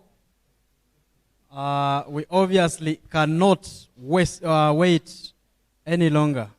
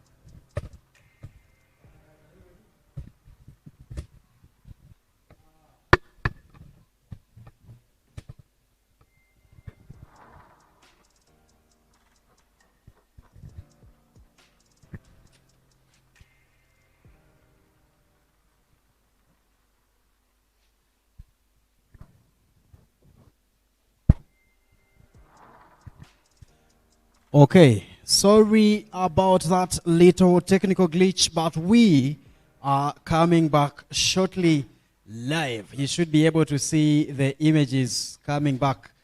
But for now, we are going to resume. Maybe for you who just joined us, we started earlier today and we started with 2 tables. One table discussed how businesses can stay longer or can keep resilient. The other group, or the second group, discussed how young people and women can get involved in businesses or get involved the more on entrepreneurship. That's what we handled in the morning. And we had started with Mr. David Kavanza, who was supposed to make or add up to and get to warm us on the 2 topics that the table discussed. And immediately after that, we are going to hear from our guest. Mr. David, yes, thank you very much. The floor is yours. We could use a few minutes. Thank you.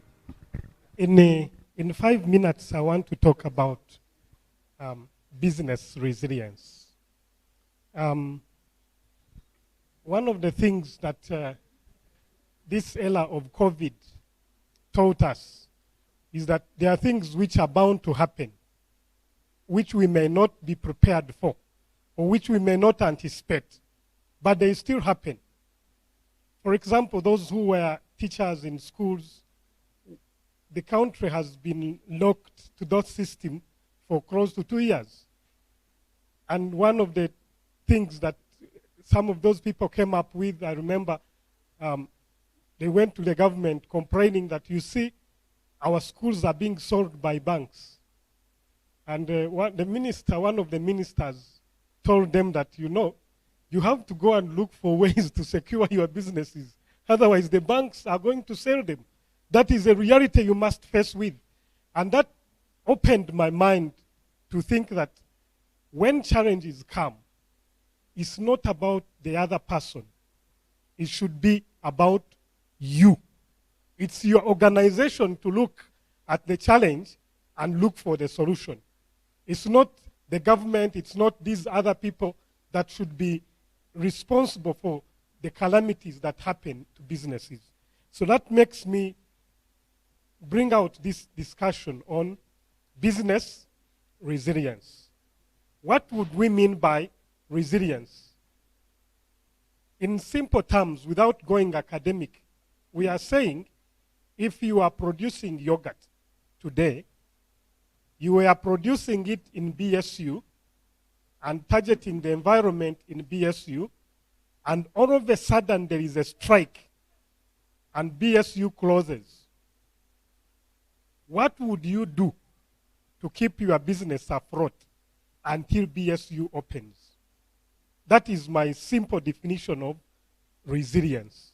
What is that thing that you can do to make a business respond to unforeseen hazard or disruption, and without having to change operations, without having to change your brand image, without having to actually kill your customer values, the values they had within your businesses? I want you to pick those three elements, especially when I'm talking about resilience, because there are some people who have gone into resilience management by shutting down. But I wouldn't say that is resilience. If you can't stand, then you have not been resilient. So you must keep operations even when there are hard times. You must keep your brand name even when there are hard times. And you must keep your customers happy even when there are hard times. If you can keep those three things, then your business is in the resilience mode. So let me talk quickly about what I think businesses can do. The first important thing I would think is flexibility. When COVID came, a number of schools which were open to the challenges that came adopted what we'd call the e-learning and those other systems that would accommodate the lockdown. So if institutions which thought that lockdown means lockdown, you go home and dig, have actually crashed. But there are some systems like where my children go in preparatory, students are still learning, even when there is a lockdown.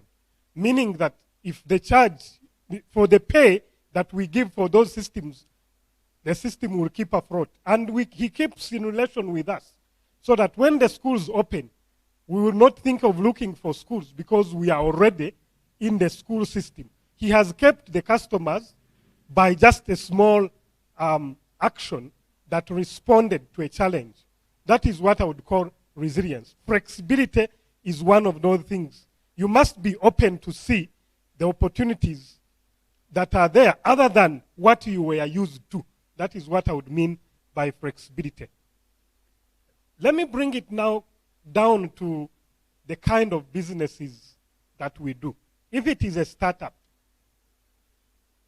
what would be those unforeseen events, that disruptions that can challenge your businesses?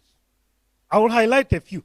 For example, you start at campus with a colleague, and this colleague 6 months down the road gets a job, and he is posted in Kampala.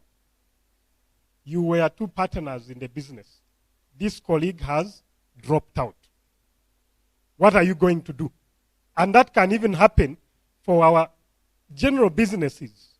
It might be Barya Enterprises, it might be Olive Pharmacy. If, God forbid, any of us goes off, you are no longer there. You are, even if you are incapacitated, you get an accident and you are vegetative for 2 years, what would happen to that business without your physical presence? So that is some of the unforeseen events or disruptions that we need to plan for. It can be a promise for young people that you are starting a business. You start it on a promise by your father that when you bring out this problem and create a business, I'm going to give you a startup capital of this much. And when you are there, your father changes his mind. And he says, no, I'm no longer going to give you this money. What are you going to do in such a situation? That is what I would call a disruptive event. It can even be for a business that has started. You are smart. You are into this charcoal briquette. You are into these interlocking blocks. And Barya comes up with a super machine that makes your same products he has imported from wherever. It is making it at a big volume, better quality, because he has the money to do that. What are you going to do in such a situation? That is what I would call business resilience. You must be prepared to face such challenges if our businesses are going to keep afloat. Now, I will just quickly highlight a few things.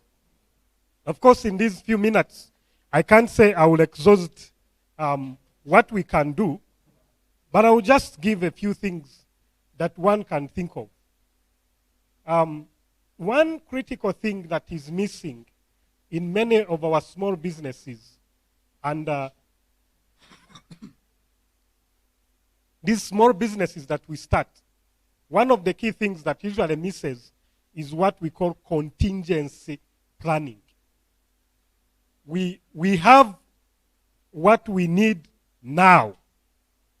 Beyond now, we don't have any option. You are saying, I'm going to get money from my father. If he doesn't give me that money, you are blunt. You don't have anything to say. You have no idea. If the promise I had is now betrayed, what should I do? Many of us usually plan without giving an option for if this does not happen. That is one thing that I think we need to learn to do in our businesses. Whether small, whether big, that thinking, the contingency plan must be there in the system. The second important thing that I would want to talk about is a continuity plan. Continuity plan. When you are structuring your business, you are registering it. Sometimes we register businesses out of instinct. Because today I am with Ronald, we are friends, we register a business together.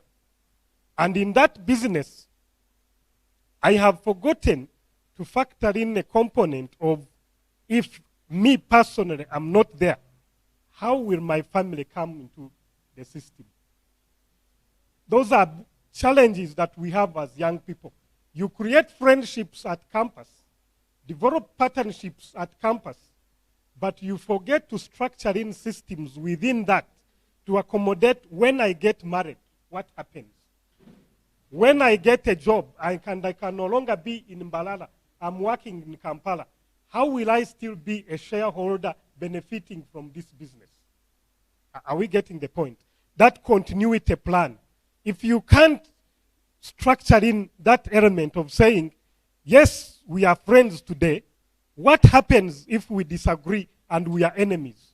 I recently I was interested in Bill Gates and Melinda Gates' proposed divorce.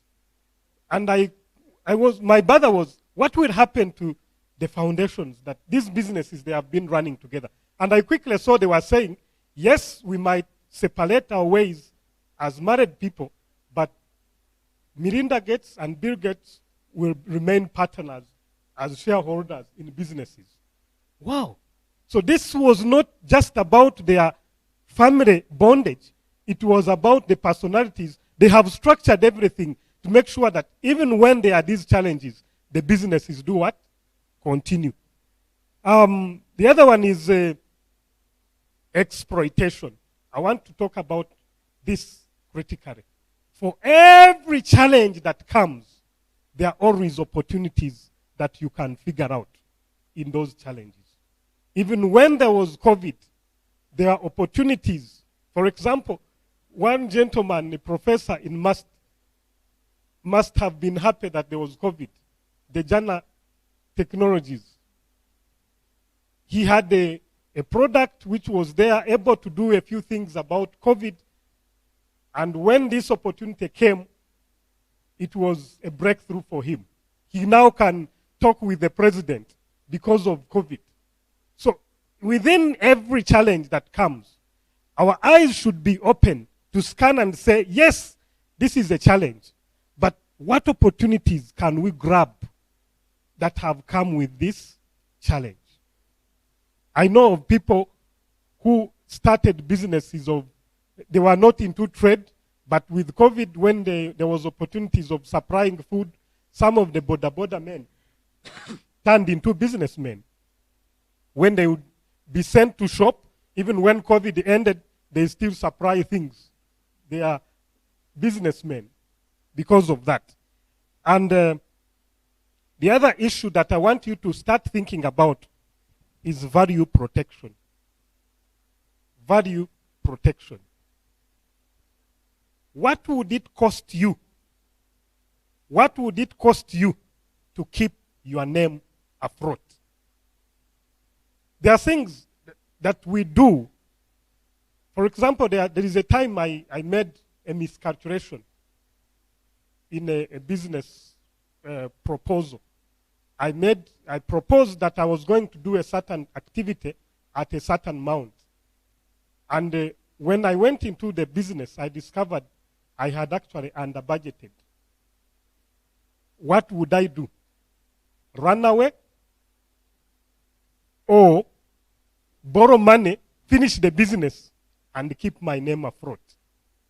So that is one of the key things that young people need to learn. Above everything, make sure that your name is not spoiled. If I go to Mr. Barya as a young man and he lends me 50,000, don't think that Mr. Barya is too rich and you say, I don't have to pay back. Because tomorrow you will need to go back to him for the same money. If what I expected to do to get this money is lost, I would rather borrow from a friend, pay back him, because I know I need this relationship. I would rather sell my shoes and pay back this debt to Mr. Barya because I need to keep this relationship. Value protection is one of those things that you need to think about. And finally, the recovery planning.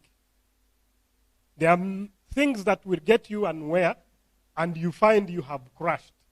Indeed, things have gone. Your production has been completely disorganized by this event. For example, fire guards a building and all the equipment of the heat is destroyed by the fire. What do you do to recover from this challenge? One of the things you can do is keep your business your priority. You keep the vision afloat. You don't give up because this challenge has hit you down.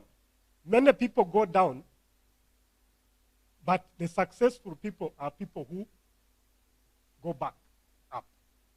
We are all bound to fall when we are walking, but a man is that one who stands up even when he has fallen.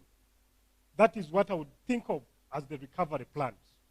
Now, I'm just giving those as hints, but it should create topics within your minds to come back and say, please, David, can you help me form a recovery plan? Can you help me form a continuity plan for my business? We shall be available to do that for you. For today, I just hinted at that and leave you to think over it. Thank you very much.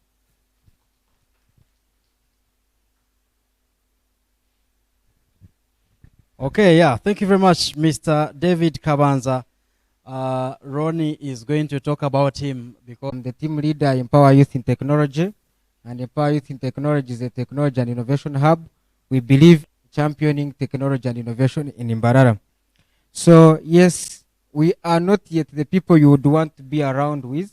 We don't have so much that you would prefer on us, but at least we are Empower Youth in Technology. Just accept us the way we are. And I normally tell you, we are always happy when you accept to be part of our growth. We don't have so much, but you normally come around us. And please, every time you come, take the little we give you. It's not much, but accept it. Okay? So, like I told you, we are in Global Entrepreneurship Week. And Global Entrepreneurship Week was launched in 2008 by Global Entrepreneurship Network. And it was launched to be a vehicle to talk about entrepreneurship. And it's now in 125 countries. Okay? And Uganda is part of that. So this week is recognized as one of the biggest celebrations of innovators and creators. So when you see in front of us Mr. Barya and Mr. Sam, these are innovators and at the same time job creators. So this Entrepreneurship Week was created to recognize people like him, people like us also who are creating, and people like you who believe entrepreneurship is a way to go. So that's why this day was created. It was created by you who believes entrepreneurship is a way to go. And then those who are already innovators and job creators. Okay? So this year, EIT and AWE are coming together to celebrate it. And I think we are the only people celebrating it in Imbarara. Yeah, because we are Empower Youth in Technology. Anyway, we have to celebrate it. Okay? But we are joining the rest of ecosystem players to celebrate this day. So when you come here, you know that you have celebrated this day across by joining people across the world. Okay, so we are not alone. Other people are celebrating it globally. However, this week reminds us that young people have a role to play. Why? We are in entrepreneurship amidst COVID-19 pandemic. And COVID-19 has created a number of challenges. But as entrepreneurs, do we call them challenges? Of course, for us, we call them opportunities. So that's why it is important for us to celebrate. Because we are at a time when I think our head should be thinking straight. Because challenges have been created. And the moment challenges are created, that's when opportunities come in. And it's not surprising, most of innovations came after World War I and II. That's when we show a number of opportunities coming up, a number of innovations. Internet came because of the war, all these things we see. So that itself tells you, every time we are faced with such challenges, then it's a time for us to go back to the journey or to go back to our animal we call entrepreneurship. So that's why I'm saying we are celebrating this day at a time when I feel it is important. Please note, I'm not saying COVID is important, but as entrepreneurs, COVID is very, very important. That's why he talked about the COVID professor. So the COVID professor feels, yes, COVID is bad because people have been dying. But at the same time, the gentleman was able to meet the president. So when he tells you if he sees COVID, he can hug it, then you need to believe it. Eh? Okay. So in our journey to support entrepreneurs as Empower Youth in Technology, we have initiated a number of programs. In us, we have what we call a Youth Startup Fund. This is a fund where young people have started businesses can join. It's our own what I call Youth or Innovators Bank for businesses. So Mr. Barya and Sam will tell us, yes, starting you need money and probably banks will not lend us. Yes, they talk of Uganda Development Bank, you might not go there, but at least you need some capital to grow your business. That's why at Empower Youth in Technology we started this. And in this Entrepreneurship Week, we are here to remind you that these opportunities are available. You can get them at EIT or somewhere else, but the most important thing is when you get these opportunities as an entrepreneur, just embrace them. Just go in pick what you can, above all, use it to grow your business. So that's why you have this startup fund. So join. You join by just paying 10,000 as registration fees. After that, you keep saving. The beauty about it is when you're saving and you want some money to grow your business, we are able to give you a loan. Very flexible. We don't want a collateral security. Just come, show us the plan you want, and we will give you money. And we have already given out some, even up to close to 3 million. There are some people who are able to get 3 million to grow a business. And I'm going to give you a testimony of a young man who imports computers from is it Abu Dhabi somewhere? And when the computers came, he didn't have money to clear, taxes and what. We have not imported it before, but Mr. Barya and Mr. Sam can tell us these things of importing. So he didn't have a lot of money at that particular time to clear taxes. So he came to us. We gave him 3 million. He cleared. And in about 1 month, he was able to pay back. And he's into business. So these opportunities are very, very important. And that's why, as Empower Youth in Technology, we feel we have to create them. So that's one testimony I'm giving. And that's why this thing is very, very important. So we have as well initiated the YIT TV. So we never thought about starting a TV business. But why did we start this? We thought we needed to create an opportunity for young people to market their businesses. Marketing. But we have created this opportunity for you. And we are already marketing some businesses. It is probably not the best marketing tool you would need, but at least with it, some people will. I'm going to give you an example. If all these people who are watching now are able to see your product, at least this product would have reached that number, you get. So the last time I checked before I started talking, we had a number of people watching from all these platforms I told you. And these platforms are across the country. So once we pass your information somewhere, this one is doing this, at least some people will be able to see you. You wouldn't even have paid a lot more money than you would pay on other platforms. But the most important part of it, this is social media-based kind of advertising, whereby social media is at the moment a way to go. Okay? So that's another opportunity that I would encourage young people to engage in for as long as you're doing business. And another one is digitalization. We have come up with a number of things. I forgot to tell you that we also have a YIT radio.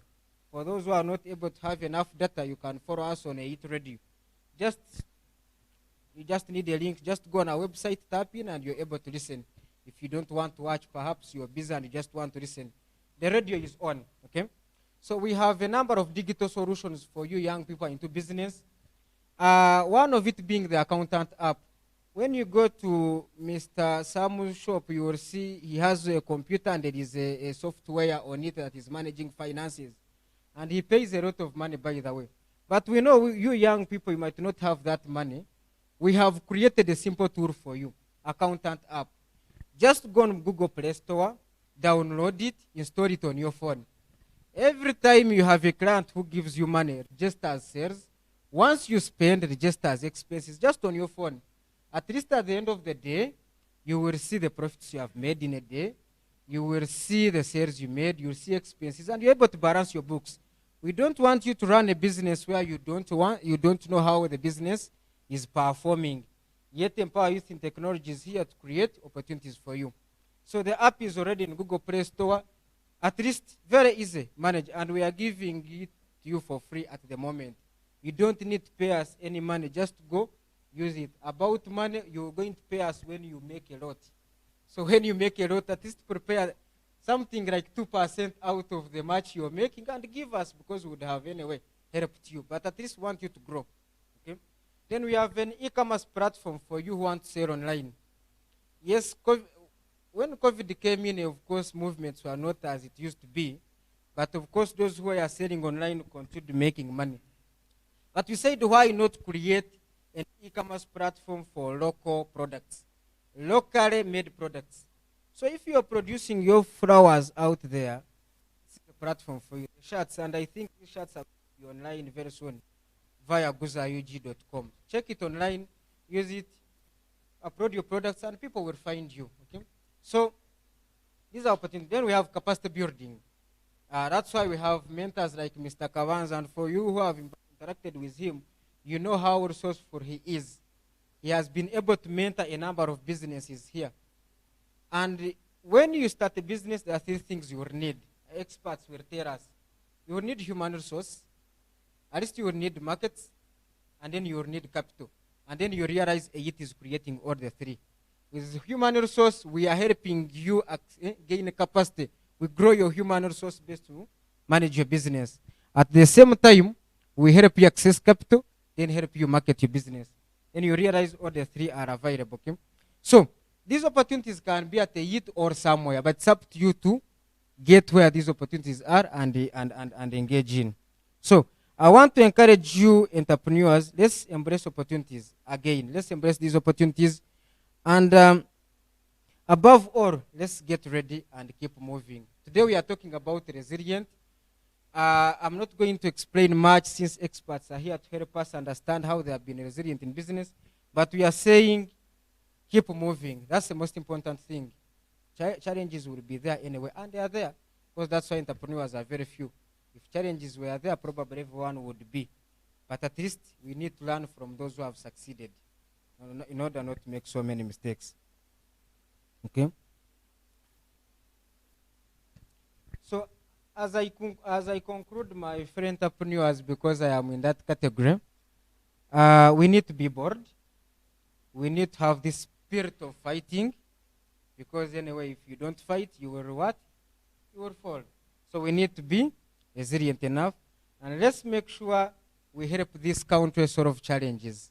So I am always happy when I see someone troubled by this aspect of environmental degradation. So this country is counting on us. If they are saying environment has become a challenge, they are simply telling us, young people, wake up. When you see them crying, environment, they are simply telling us, young people, where are you? So it's up to us now to wake up, all stay there. So a resilient entrepreneur is that one who is able to start, manage, and scale. But what do you need at the end of the day? You need to be innovative.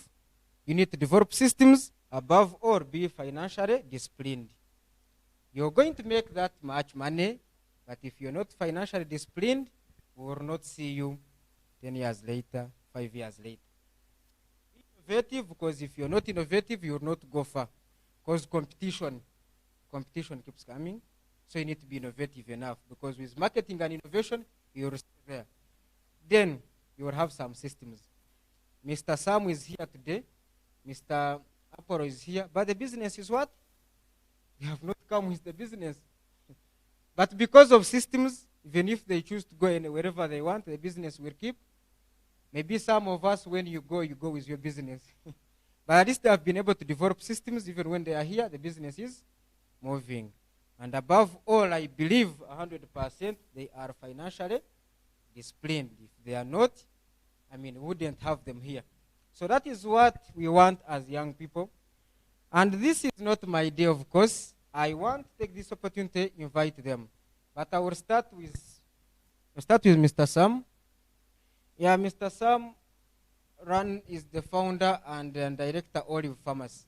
We know it. And one thing I like about it is its branding. There is a way this business is well branded. So our interest would be, I don't know how old I am. I might not tell you because I am not so sure.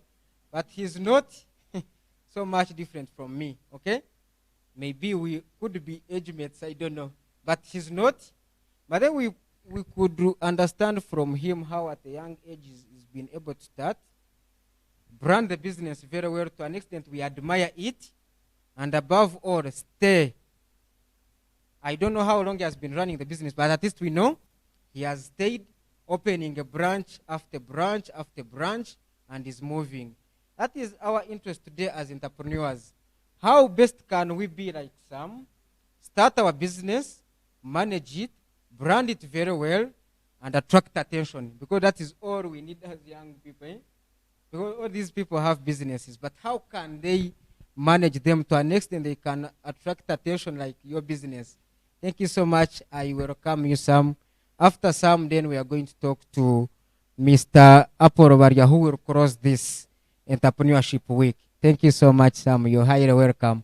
I couldn't introduce you. Maybe I feared making mistakes, But if you can, you will help us introduce yourself so that we get to know you very well and how we can deal with you. Thank you.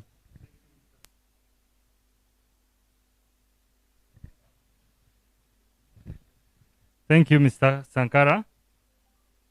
Good afternoon, everyone. I think it would be prudent if I remove my mask so that tomorrow the few people who have seen me here might not pass and fail to greet me because they don't remember me. Once again, thank you very much, especially the organizers of this function. I'm very grateful for the invitation. And I thank everyone for being present, including my colleague, Mr. Barya Aporo.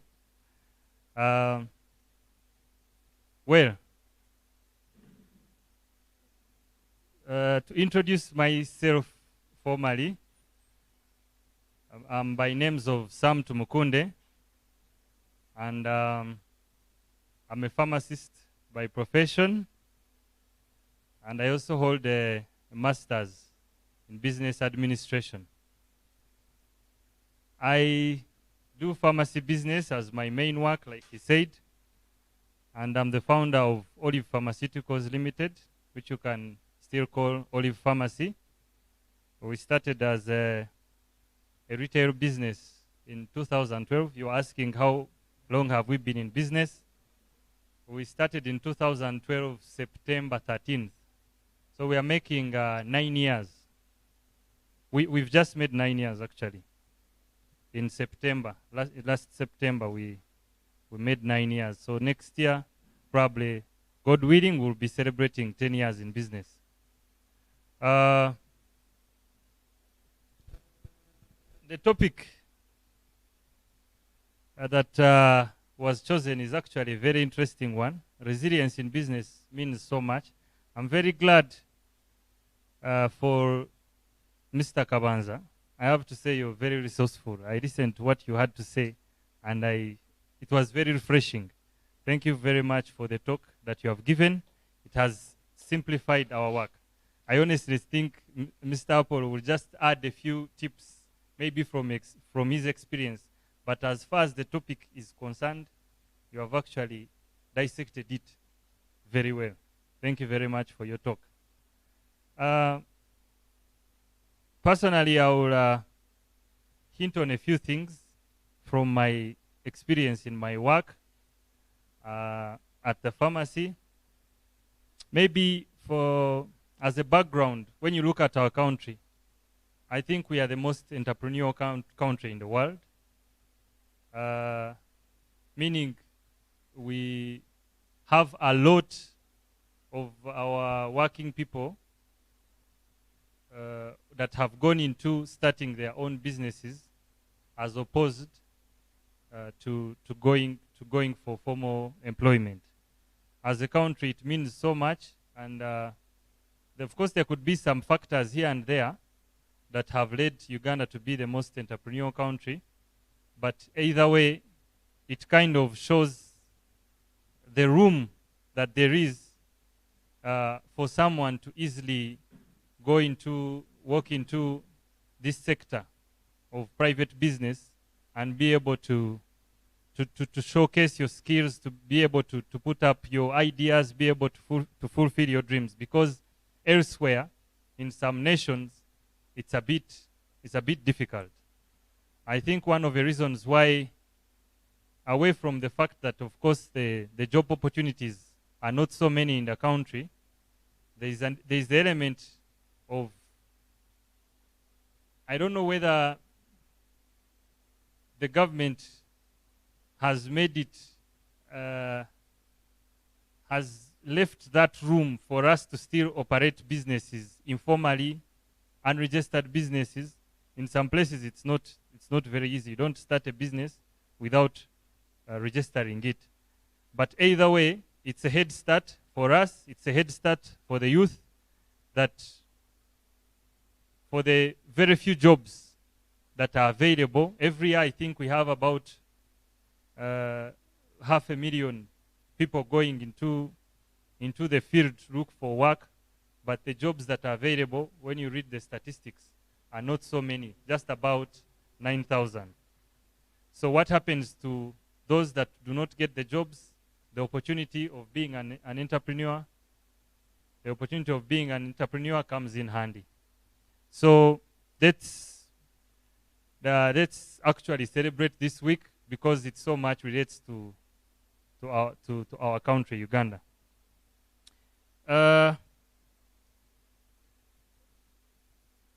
From experience in business, of course, looking back to when I began, there is always that issue, and it will always be a question to most beginners: capital.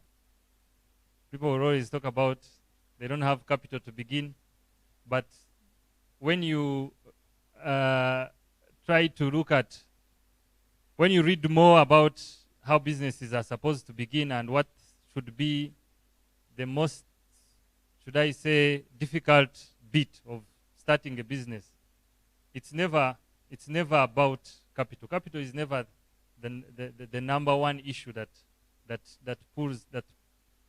puts people off. The challenges that, of course, like Mr. Kabanza was trying to explain, the challenges that probably will shake you a little bit to force you to be a bit resilient in work, stem from things that are not capital related. Most of the issues that we have in our businesses, especially young businesses, beginning businesses, come from issues like how organized you are at your workplace. How do you keep records? Bookkeeping. How you ask someone how much capital he has invested in his business, he's not sure. You ask someone to produce for you a debtors list, he's not sure. He probably has it off head that Mr. Barya came and bought 2 shirts and he paid half the money. When you ask him half the money, how much it is, he'll probably even want to first check in his phone to see maybe he sent him a WhatsApp so that it can remind him. So what I would actually want to extend to us is that from the word go, when you start your business, issues will always come, but try and be organized in your business. Bookkeeping is very key. And then after that, you will have elements of discipline in your business. I think someone talked about discipline. If you mix the business with your personal needs, then that is where now issues start stemming from. For example, you make money, you've made some sales, you're not yet sure if actually your business has broken even. We all know what breaking even means. It means that you are able now to pay off all your costs. Your business is able to meet all the costs, but you have not necessarily started making any extra profits for you to take home. But just because 2 months down the road, you see on the account 3 million, 4 million, then now that's when you get swayed off by useless things. I would call them useless, because every now and then you'll have your personal wants, but you forget to focus on this business which is still young. And then that is when Mr. Sankara will tell you, just out of all honesty, his friend, he has told you how he bought a plot in Nkokonjeru, and then you remember that you also have 4 million on the account, and then you want to go and buy the plot, not knowing you are eating capital of the business. So that all goes back to the discipline that he was talking about. We need to understand our businesses very well. You need to know, have I reached the point where I've made this profit to go and spend it? And if anything, am I supposed to spend it on a plot, or am I supposed to reinvest it in the business? I will not dwell so much on telling you exactly how to be resilient, but from my own experiences, in the work that I've been doing, and over the years, what I've experienced in the field, you'll probably see a few elements that can guide you on how to be very resilient in your businesses.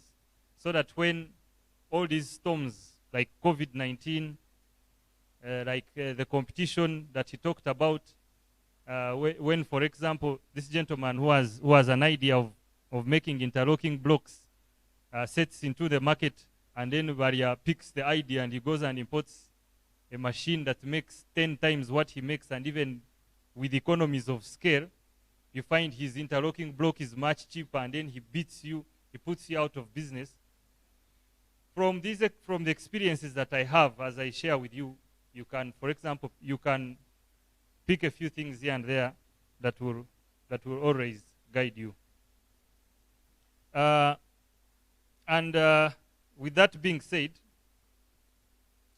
for beginning businesses, I will dwell so much on businesses that are beginning, because most of us, we have not, probably maybe apart from Mr. Apple, who has run his business for maybe over 30 years, most of us, we still say we are beginning.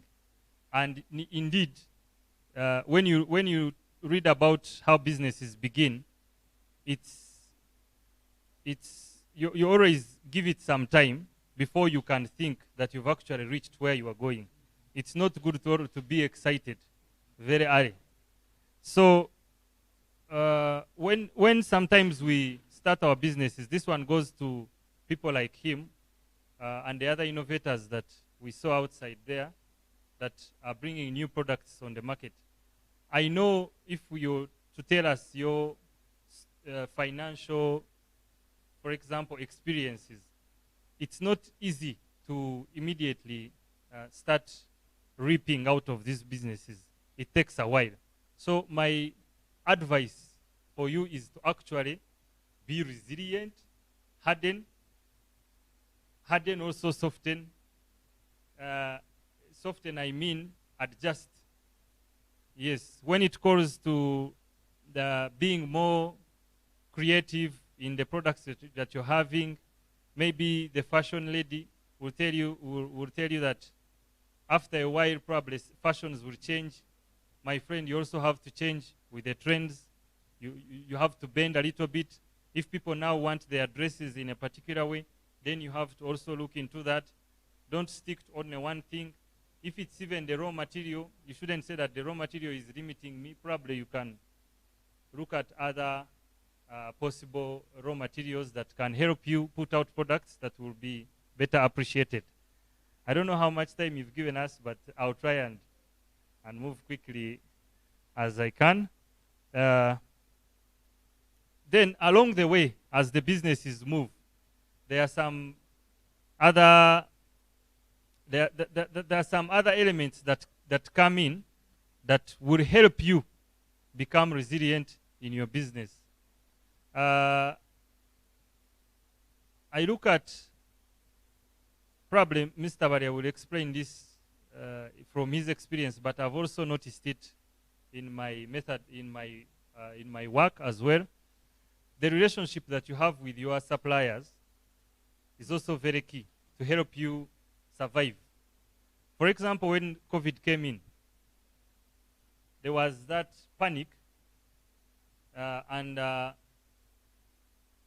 suppliers were worried that probably they will give you, most of our businesses that we run, usually we get products on credit. We sell and then pay back to our suppliers. But because of the COVID situation, which was very unpredictable at that time, suppliers were worried that what happens if now we keep pushing things to this gentleman in Barara. We already demand him some money. What happens if we keep pushing items and then something happens?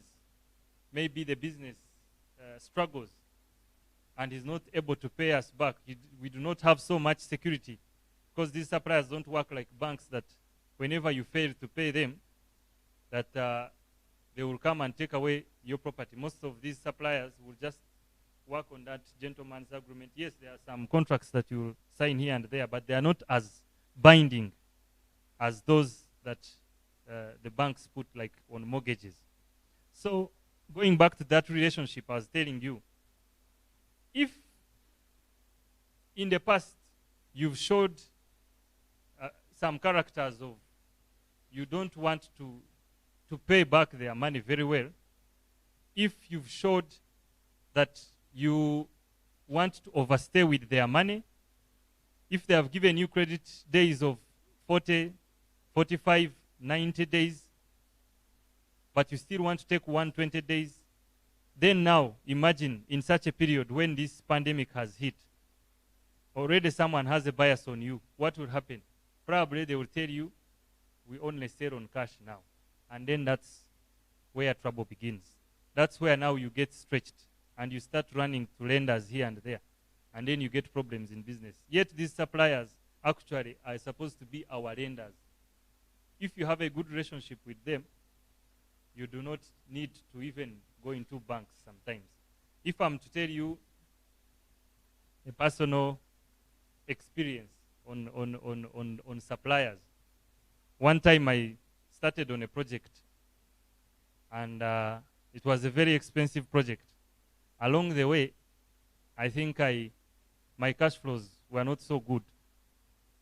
This I have to tell you because it's like there is no better example as someone who is aspiring to go so far in your business in relation to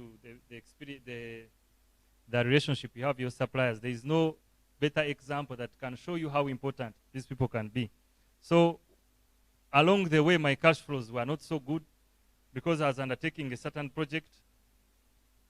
And then at some point, I got a notice from the accountants of one of my main suppliers. He supplies about 40 or 50% of the goods that we consume. So I got a message from the accountants telling me, you know what, your credit limit is 400 million, but we see you have passed it and you are not paying back immediately. So we have temporarily closed your account. I wasn't so much in a panic, but considering that he's one of my main suppliers, it was a bit concerning because that would mean that I now have to establish a quick relationship with someone else. But guess what? After about 3-4 days, almost a week, now the boss calls me himself. Previously, it was the accountants that even because they are, I think in their manuals or in their their methods of work, when someone goes beyond their limit, they are supposed to close that account temporarily and then try to recover the money. So I get a call from the boss himself, the owner of the business. Sam, how are you? What is happening? You are not ordering with us. I'm like, no, I'm on suspension from your people. Like, suspension? Like, what happened? I told him the truth. So what's going on? Why not paying? I'm like, I'm undertaking a project. It's almost complete, but I'm not able to pay right now. But when I get well, and I don't blame your people, that's why I did not call you, because they are right in what they're doing. But when I get well, probably we'll get on course because I honestly like your service. Like, hey, okay. He hung up the call. We finished talking. A day after we had talked, the same accountant called me. Said, Sam, you know what? You can order. They have increased your limit from 400 million to 1 billion.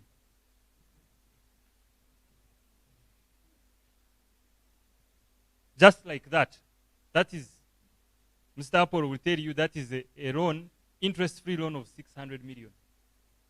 Out of nowhere.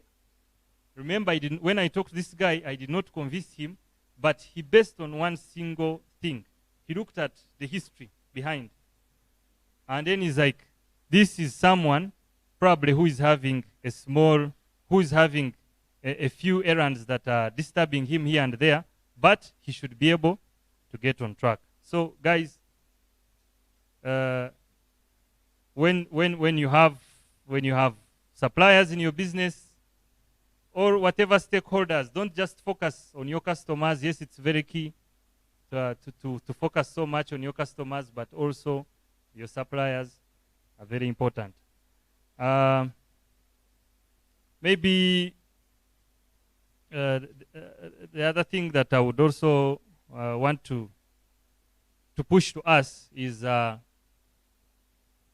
these times, in these hardships of COVID, there is a lot of harnessing that is required.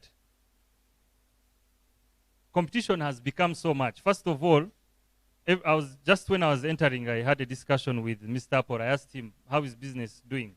My sales are not so good. Hey, boss, my sales are at 50%, but we move. Nothing to do. So, in this era that we are in the era of the pandemic COVID-19, where sales are not so good, where business is a bit struggling. And of course, that's where now the topic, I think that's why you chose the topic of resilience. Let us focus so much on growing the businesses that we are holding right now. Because, why am I saying this? Most times, we have, people get excited so much, and they want to, instead of reinvesting so much in the businesses that they're doing, people get excited and now want to start up separate businesses outside there. You already have your business which is doing well. You already have your yogurt. 1 year down the road, it has become a brand. Now, we don't want to hear you're starting a poultry farm somewhere now, but because you've had people who are making money in what? In eggs.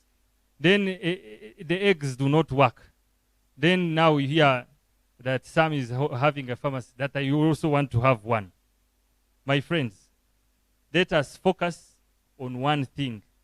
And even if you do it, the longer I've known this gentleman here, Mr. Apollo, he has been running his hardware for so many years. I've never heard that now he has about another. If he's to invest, if he's to diversify, it will still be within the same business. If they were transporting for him, now he wants to transport for himself. If he was getting so much from his suppliers or manufacturers, now he wants to manufacture for himself. So that tomorrow when maybe COVID comes and there are no supplies coming in from China, now the transportation costs for products have been so high, then you find he's surviving. Maybe he will tell you now the things that I manufacture myself, like the blocks, because he also does blocks and whatever. You find now he's surviving still within the same line. But if you want to jump here, there, and there, and there, then you're going to have issues. There is a lot that we can talk about, but the time might not allow me so much. Maybe last but not least, let us involve professionals in our business. What do I mean by professionals? Personally, when we had made about 5 years, about 4 years, maybe four years in business, I felt the need, I felt that gap personally as the business manager. I felt that gap, that maybe there are a few things that I am missing to professionalize my business here and there. And that's why I got the idea to do, I did a master's here at Barya University, master's in business. And while there, it opened up my eyes. And then that's when I appreciated the different players in business, the different professionals. Like, for example, hiring a full-time accountant or auditor. To have auditors come in once in a while. To have a full-time accountant. Because you do not have to rely on this mere cashier to run the books of the business. Because along the way, the business will grow and become bigger than you. and then you'll find the mess that has already gone in there cannot be corrected. So at a certain point,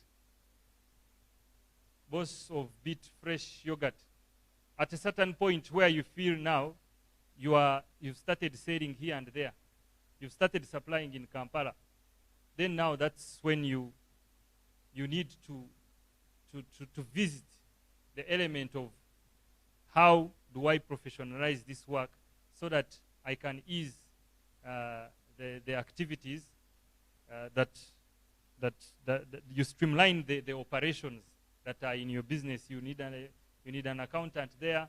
Probably your business has to have a lawyer.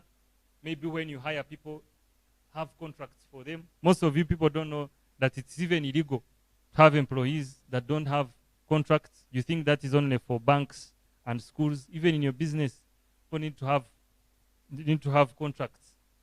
You need to have tax auditors to come and, for example, look into your books and advise you and file these things for you. You cannot run away from people, from things like URA. URA will always knock on your door, and they will find when you are disorganized. And then all this talk of resilience will go to nothing, because URA can just sweep you off. In just out of nothing. Yes, you have survived COVID. You are a professor. You have made your COVIDex. You are selling it, but URA just walks into your place and then puts everything back to nothing. They give you an assessment which you cannot pay back, all because you did not professionalize your business. There are so many ways of looking at this. Someone talked about putting systems at the workplace, like we run a software to sell the medicine when you come to the pharmacy. Even in all your works, I don't think there is any business that does not have an IT element. So from the word go, embrace those softwares, tally systems. Now even life has been made easy. If you approach Sankara and the people here of EIT, you'll find there is a ready-made software to run your business, very cheap. I think previously it used to be an idea of like big businesses for someone to run IT or to run systems in their workplace. But my appeal to you is that things have become cheaper and easy to access. So embrace all that. There are so many things that we can talk about, but allow me to stop here for now. But personally, I'm a very interactive person. If you ever have the need to come and have a chat with me, it's a business idea that you want me to advise you on, or that you feel I can be part of in any way, because no man is an island. I'm always available. I'll share my number after here, and I'm always available at the pharmacy. Once again, I thank you very much, and thank you, the organizers, for putting this piece together. Yes. God bless you. Thank you so much. I will allow you to take your seat. However, we are going to have a few questions coming in, mainly from the audience, before we allow Mr. Aporo.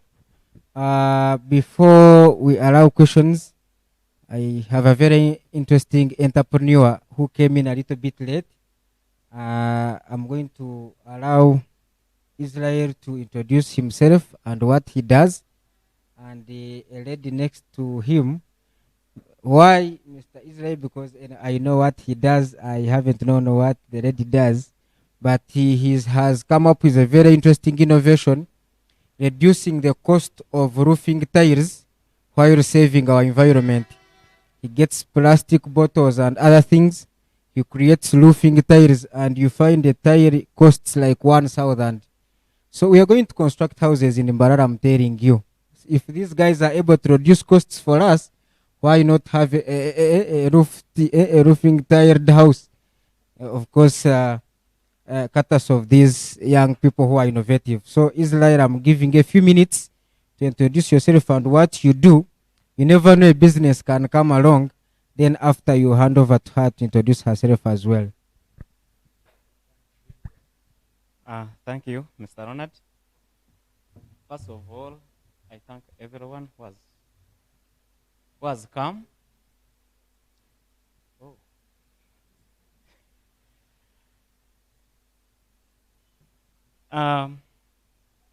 I'm called Kurinda Israel. Here I've come as an entrepreneur, an innovator. Can have one, and that one also have one. Major here in Barya City. I collect garbage and transport it. So I'm a director of Kima Investments General Cleaners Limited, in charge of Kachika division. So during that course of transportation of garbage, as an innovator, I came out with a thought that we are just throwing money. I started on a venture of melting glass. That one I failed for some reasons. I went ahead and started a venture of producing roofing tiles, amategur. So, those are roofing tiles from trash. That plastic that you throw away, it is a treasure, you people. It is a treasure. And I've been praying hard so that we can have those mentors within here, so that they can mentor us, so that tomorrow they can also say the other one was mentored by someone and is mentoring someone today. So, Mr. Barya and Mr. Sam, I'm young, though I've gone above that youth stage, but I think I'm still young and energetic, who is so much self-motivated. So, ninkora amateguru plastic. Yeah, TV shares, computer shares, car bumpers, and that hard plastic. It is not yet on market because I've not yet reached on that level of putting it in market. There are some tests that are running for 5 years, and I'm remaining with only one. They are made from South Africa. Most of them, they are imported from there, but it is done here. So, in a few words, that's what I am. And very soon, I'm praying hard so that it can be on some of your hardware. Yes. Yes, thank you so much. You can hand over to her.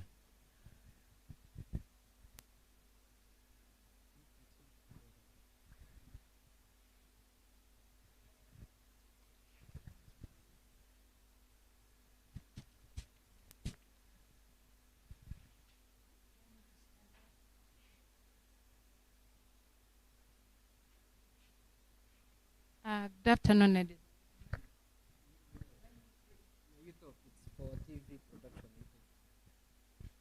Can you hear me? Okay, fine. Good afternoon, ladies and gentlemen. By names of Entrepreneurship, employed, at the same time also self-employed, two ways. I'm a civil servant.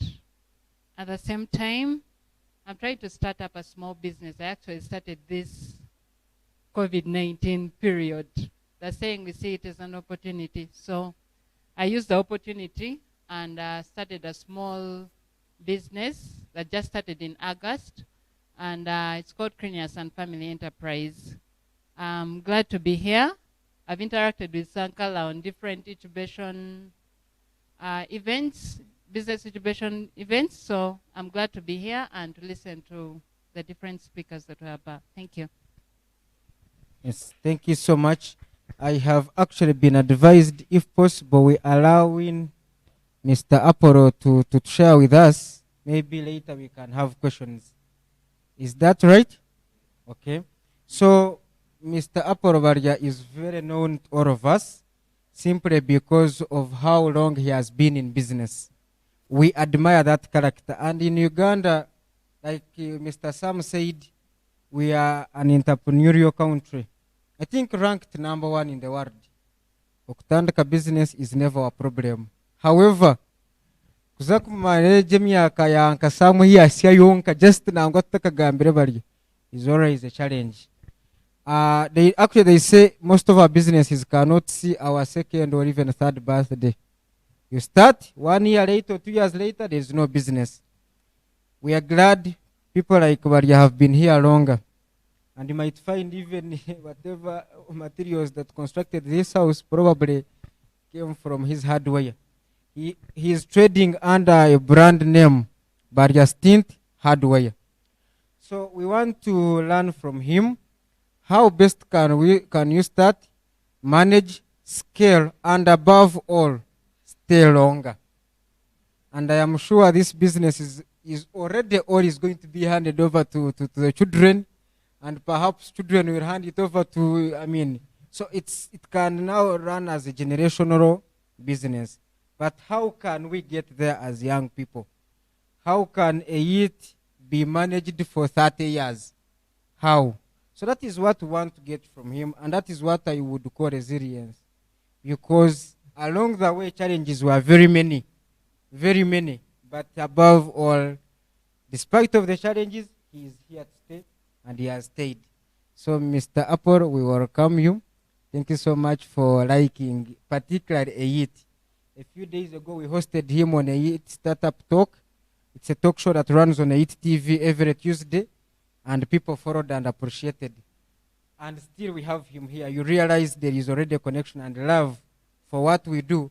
And remember, what we do is for young people, which tells you he likes young people. Thank you so much. The floor is yours. Share with us.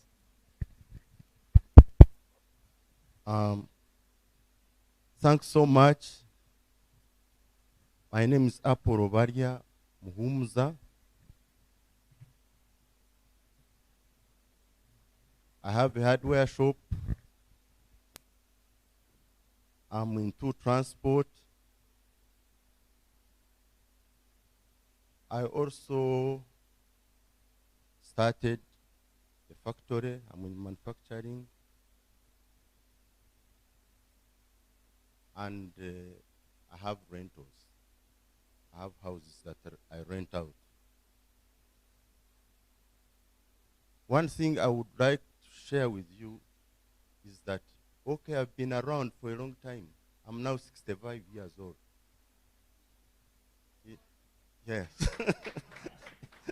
So I'm not a young man. And I started working when I was 20 years after my S6. And that was 1977. Yes. So all these regimes you see, I have seen them. Amin's time, Bote, so I've been there.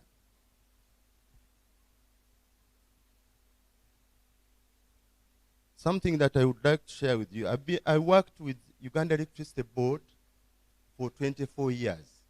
So I was a neighbor here. I worked in this office for 20 years, 20 solid years, 77 up to 97. But one thing I appreciated was to go into business. When you are in office, you have limited time. At 55, they will declare you useless. You have to retire 55, 60 if you go far. But you can see that our old man is now 75 years, he's still running the country. So don't look at people who are aged and think maybe they are useless. But with government systems, you have to reach a time and then you retire. So one thing I used to look at the people I worked with, who were my bosses. So the person retires at 55, he still has young people, young children. He has to look after that family. It's a person who would be availed vehicles, they would have free houses. But see him after just 3 years. He's just like a beggar. So I said, I won't reach that point. Now I retired when I was 45. But also it was not easy to retire because UEB was sold. Otherwise, people would not allow you to retire. They always tell you outside it is hard, you want to manage. So you'll keep there. You'll be in office for years until you clock 60 years and they declare you useless. And then you go. One thing, when I was still in office, I started business.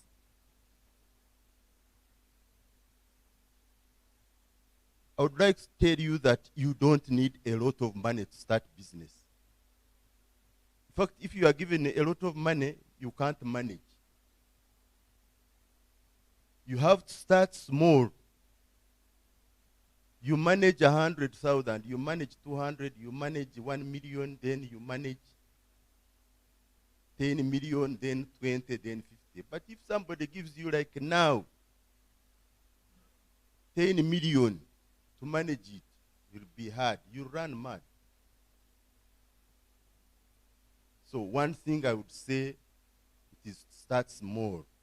When I was still in office, I had bought a bag. We used to call it no problem.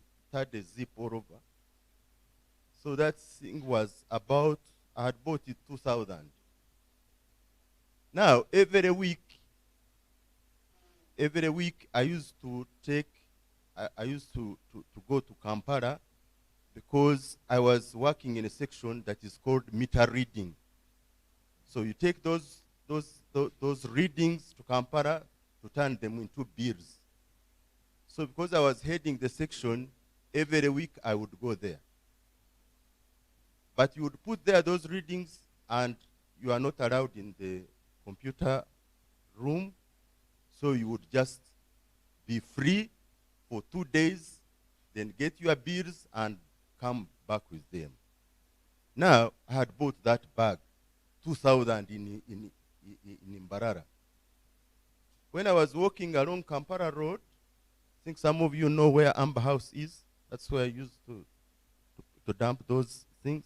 When I was on Kampala Road, I see that bag at 1,800. Said, hey, so this guy's made 200 on me? So I moved on Rumu Street. I found it was 1,200. Say, my God, 1,200 now. When I went to Chukubo, it was 800. Same bag. So I said, now I come this side every week. Why don't I start this business and sell these bags? So I went to a friend of mine. He had a shop. I told him my idea. I said, whenever I go this side, can't I bring my things and you sell them for me? He gladly accepted. So I started with bags. Then I went into bags, big bags, the handbags. Then I went into Buvera. There was a Kavera called Bata Bata. It used to be sold in Chukubo. There was a lot of money that I made. Every week I would go there with my small money. The allowances that were given to me, I would turn them into what? Into those veras. So I started. Now, eventually, this person sees that I was making money, where I was putting those bags. So one time, he goes to Kampala and brings the same. So what could I do? I had to look for another place. So eventually, I rented a kiosk. So by then, I had got married. My wife was working in veterinary, so I convinced her to leave the job, and then we went into business. So That's how far we started. So when I got out of the job, one thing, you still have a mentality of you have the mentality of working in office. So I was given about 60 million. But I had an uncompleted house. That's where I'm staying.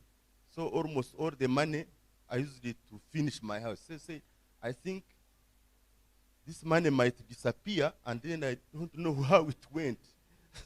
So I said, what do I do? Let me complete my house to know that at least the money I got, put it in the house. So to start this business, you see, I had only 8 million. 8 million. 2002. 2002, that's when I started real business. But I did not want to go to what my wife used to do, handbags and shoes and all that. Because it had changed. We used to have good shoes, good handbags from England, from America, from where? Now when things changed in 94, 95, then things started to come from China. China, they duplicate. You bring this one, they duplicate. You bring this one, somebody's walking, the shoe gets off. So that's how the Chinese started putting us off. And me, I like quality things. So I did not want to go for the Chinese things. Now, when I retired, I was seeing where my money used to go. That was in building. So I said, why don't I go the other side and go into hardware? Many people, whenever they want to do business, they want people to think for them. You must have time and think about the business you want to go into. Not to be told. Because now if I convince you and say, no, in hardware there is money, once you get disappointed, then you would say, Barya is the one who caused me problems. So please start your own problem. Think about it, sleep all over it, think hard. You must think hard, say, and then you start the business. You must know the location. If I put my business in this place, will it work? So you don't jump out of nothing and then start a business. You must sleep over it, the idea, and then you start. I've started when this expert had said, thanks for the good talk. He's an expert, so you could see. But in most cases, it is on books, but doing it physically. Because I have a friend of mine, he remained there. By then, in our times, we didn't have chance to continue studying and getting masters as my friend is doing. Whenever you finish your education, that's the end. Because now we had on the Makerere University, which would take about 1,000. Now I think it is taking over 50 or what. Now you see universities all over the place. But in our times, it was really hard. So, one thing I would tell you, you don't need degrees to do business. No. What he told you, you have to involve professionals. Because people who are looking for jobs are many. They want to get salaries. They are comfortable with salaries. So you sit back and they make money for you. Get your idea, get these professionals, and do the job for you. They do it better, as he was telling you. If you don't have those people in your business, you run into problems. So involve professionals. You don't need to have studied those courses. No, you have people to run the business. So one thing I would tell you is that you don't need a lot of money to start business. Start small and grow.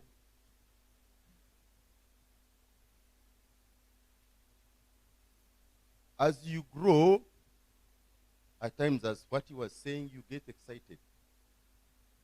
Money coming, as he was telling you, he used suppliers' money even to do his construction. Those are things that also landed into us. We had problems. That's where it comes from. You become excited, but with the money that is not yours. Now, what happened to me, which was bad, not like him, is that I went into manufacturing. Then I competed with my suppliers.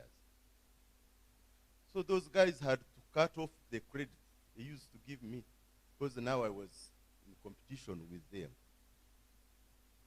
You get me? So can't you do one business? Maybe I shouldn't have gone into it. I should have got my money to start manufacturing. So you can go slow. The other day I was telling Sankara that I've traveled. I've been to many countries, more than 30 I've visited many businesses. But you'd find, like in my hardware there, you put up that building, but you don't need to have business there. You call people to do business there. But whatever they said, you get a percentage. So you don't get rent. No, you don't ask for rent. People go, you allocate them places. I want strategically wherever someone wants. But for you, you are not in that business. But whatever he says, you have a percentage. So that one, put there the business, it is working. He doesn't need to go into these other things. So there are many things you can go into without involving a lot. I hope I'm not the one who stepped. So you can do a smart business even that can't cause you many problems. You can go into one business and remain there and do much more better. Maybe at one time, this guy in America told me, why did you have to put up the buildings? You could remain renting and make money. I've seen these buildings you put up, but there isn't much. People don't pay you. Collecting rent is a problem. Like now, because there's COVID, somebody's telling you COVID. So you find you put up a very expensive building, but you are not getting much from it. Government wants rent, you pay rental income. Council wants property tax. They are the same. They are targeting the money you collect from rent. So you can do one business and remain there. And now on the continuity, someone talked about it. I have now grown-ups, bigger than some. I have my children grown up.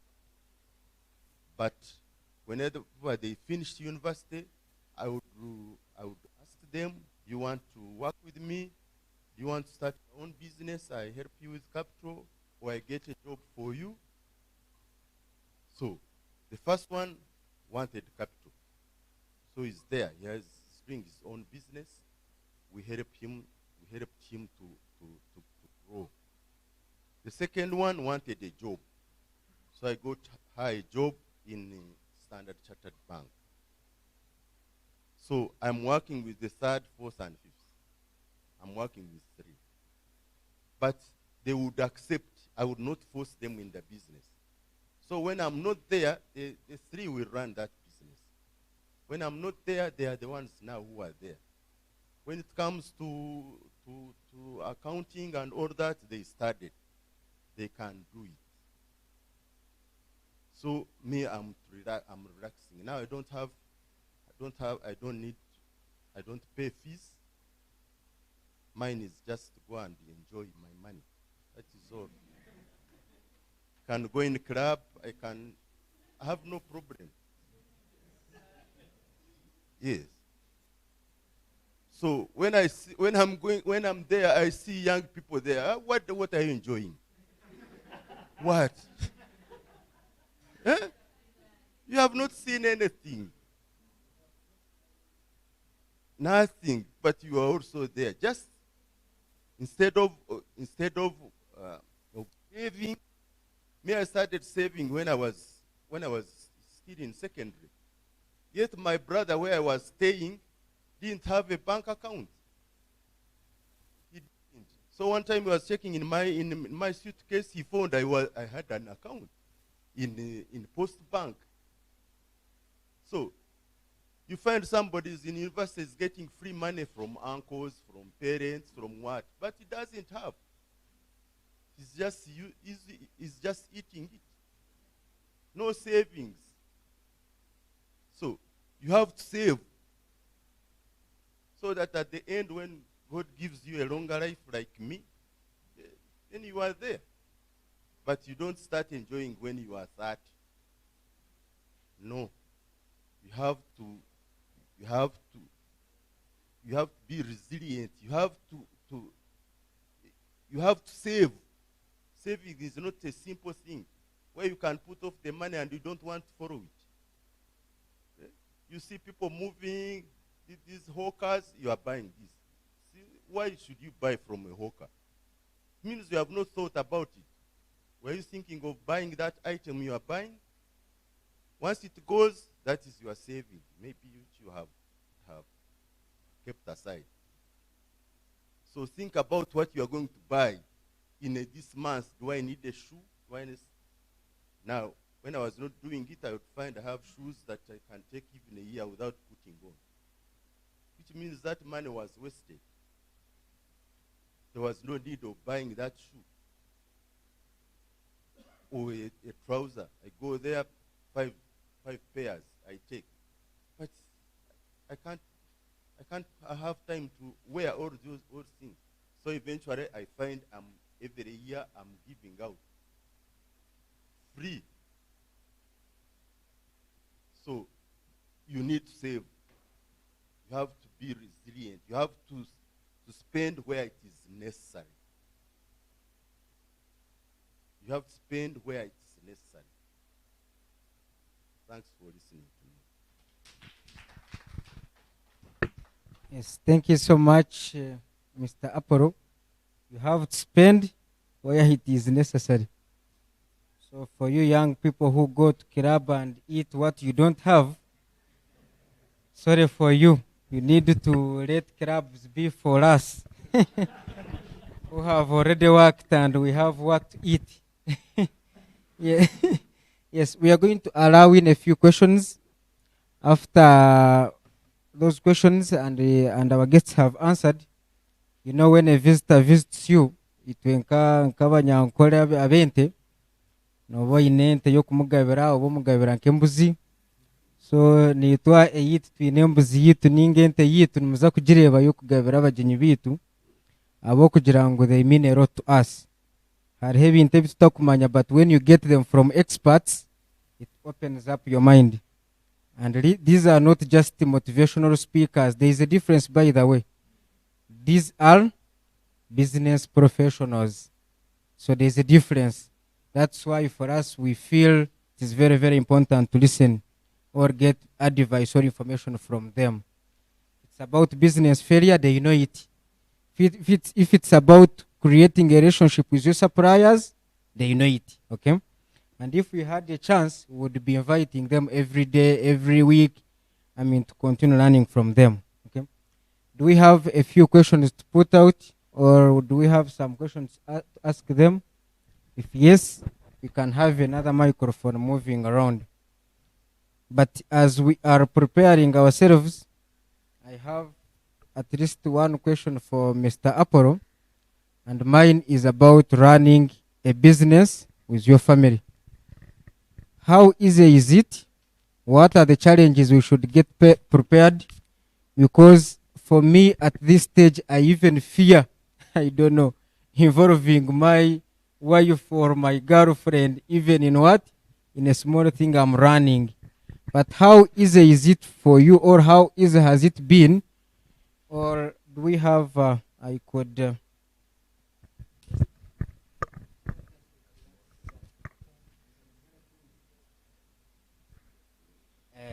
So how easy is it to run a business with your family?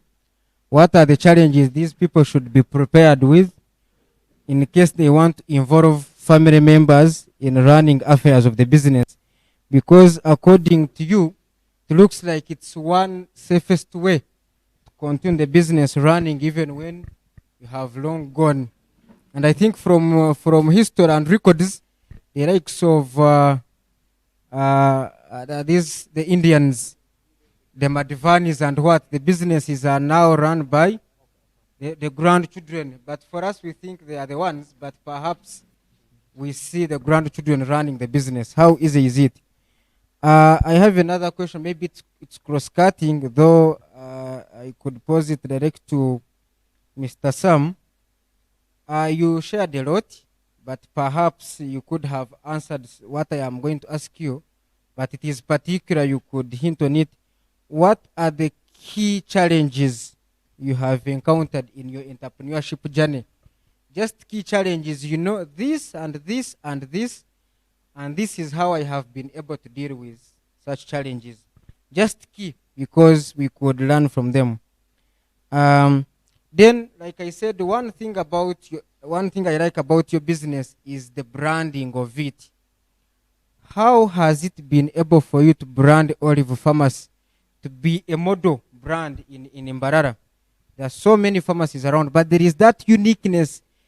Olive carries a brand that all of us appreciate. To Olive, how have you been able to build that brand so that maybe us who are running businesses could learn from it? Okay. Then this could be answered by both Mr. Apollo and Sam. Yes, we are young people here, but we cannot forget the fact that we are young. Could you help us identify ourselves? What is wrong with us? What could you see as wrong with these young people? We have all the time, and nowadays we are lucky because at Mr. Apollo's time, education was not much. For us, we are lucky, we are educated, we have the information, we have all the time, we are energetic. But how come our success is slow? What's wrong with us? Could there be something wrong you see in us that we can correct?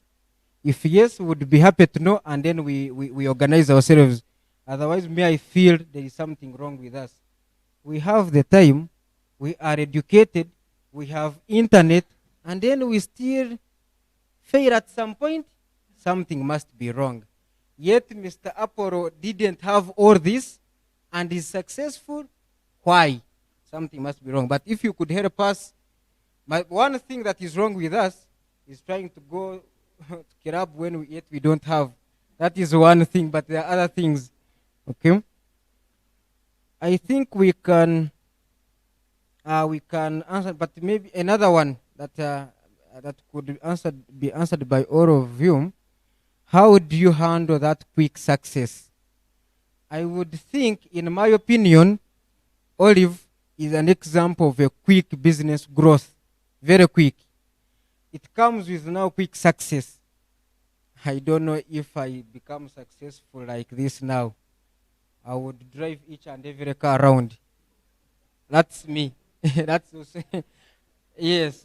But then, because that comes with that quick success, eh? Right now, Barya might not buy these cars, but us, eh? So how do we handle that quick success, that quick business growth? You will be surprised nowadays there is a grant, there is what, before you know it, the guy gets a 50 million grant or 100, and the whole life has changed and the business has grown and what. But how do you keep calm? How do you handle that success? So at the end, we don't find you crashing, yet you were a model. So there are a few things personally I would want answered. Then once I get the answers, I feel maybe there are some people I'm representing also. Once we get these answers, then we can go. So we can find another one, I think. Thank you so much. Thank you so much, the guest speakers, and he's saying you are business professionals, and it is true. My concern goes to Mr. Barya. This person, not yet married, but I'm an innovator, I'm a professional teacher. And my concern comes in line with the decisions you made, whereby I did not study to get a job, but I studied with an intention of being a director of an institution. And I said, if I'm to achieve this, I have to start with an innovation. I have it. Next, I do trainings. Third, I have registered the company. Fourth, I want to own a farm. Which farm? I have milk, I make products. I have matoke, I make products. Whereby people can come visit. I have interns in that kind. At the end of the day, it can result into an agricultural institution related, doing innovations. But now my concern is, I'm looking at this wife I'm going to marry, who do wish to have a job, who would not maybe easily see that we can do business together, but also maybe she has interest in another thing, whereby I have no problem her doing a different business. That one is okay. But why am I bringing it as a concern? You said the first child said, I want capital. The second child said, I want a job. Then you are working with the three. How did you feel when this person is saying, I need the capital, but maybe you wished to work with him in the same business because already you have made it a structure? Then the second child says, I want the job, but you felt at some point you should retire. So that is my concern. Thank you so much. Maybe a quick one. I know we have very many questions. We are trying to beat time, eh? So we can try to keep them short. Don't be like me, eh? Thank you so much. Once again, those who don't know me, my name is Marina Salma. I'm a woman councillor representing Katete Ward and a Deputy Speaker Mara City South Division and a young entrepreneur. My question goes to Mr. Barya. You've told us how you started and how you've been doing your things, but now we have a challenge of these young people. They've been trained, they've been taught how to start with the little they have, they've trained them, but now the challenge is they've failed how to maintain the business. We have these young people who are married, they have kids, and this small business they've started, it's where they're going to get food, it's where they're going to get each and everything they're supposed to use. So it gives them hard time to balance the family and the business. In terms, what do I mean? They're going to get everything from that little business they've just started. So I wanted you to clarify, I wanted you to tell us more about how you maintained your business with the family. Thank you so much. Okay, thank you so much once again for humbling out the invitation to come here. We thank you for the knowledge you have shared with us. And my name is Itaji Devin, and I'm the founder Kenya Safaris Limited. And my question mainly goes to Sam. You are very young, we can see, and mainly I would like to ask, the biggest issue we are having is actually managing finances. The fact that we are young, we have a lot of extravagance in our lives. And even if we touch money right now, it can easily mislead us. And again, how do you set up systems in a way that even if you're not available, those systems can stay in place? Now that you are here, even Olive Pharmacy is still working. You're not moving with the business. But some of us, we move, it's like we move with the business. Some of the people we have, they can make a sale, but you're not even sure that you trust them, that they will tell you the sale that they have made. So I don't know how we can set up these systems and manage the finances as well. Thank you so much. And mostly putting in mind that we don't have the money to actually hire professionals who can do this work for us. Thank you.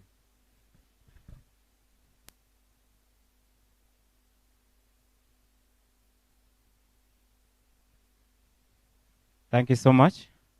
Once again, I'm Kurinda Israel.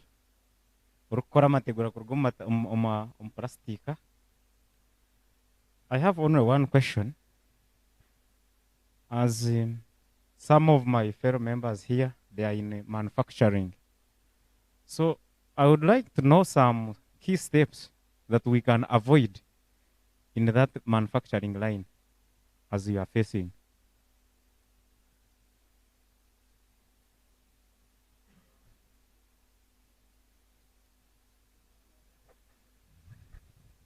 Thank you very much. My question still goes to resilience. You talked about starting up businesses, and most businesses start up, but they don't have a succession plan. What you talked about, a succession plan. How more can you elaborate on that issue so that people get to understand why you brought in your family and the importance of it all? Because businesses start the moment the person dies. It dies that very day. I can give the example of Two Wheel. I think you see the shop down there. It's totally closed.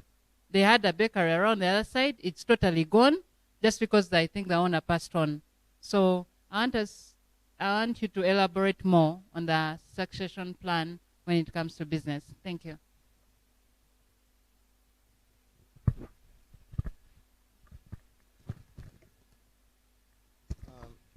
Thanks so much for the questions, but most of them rotate around the family.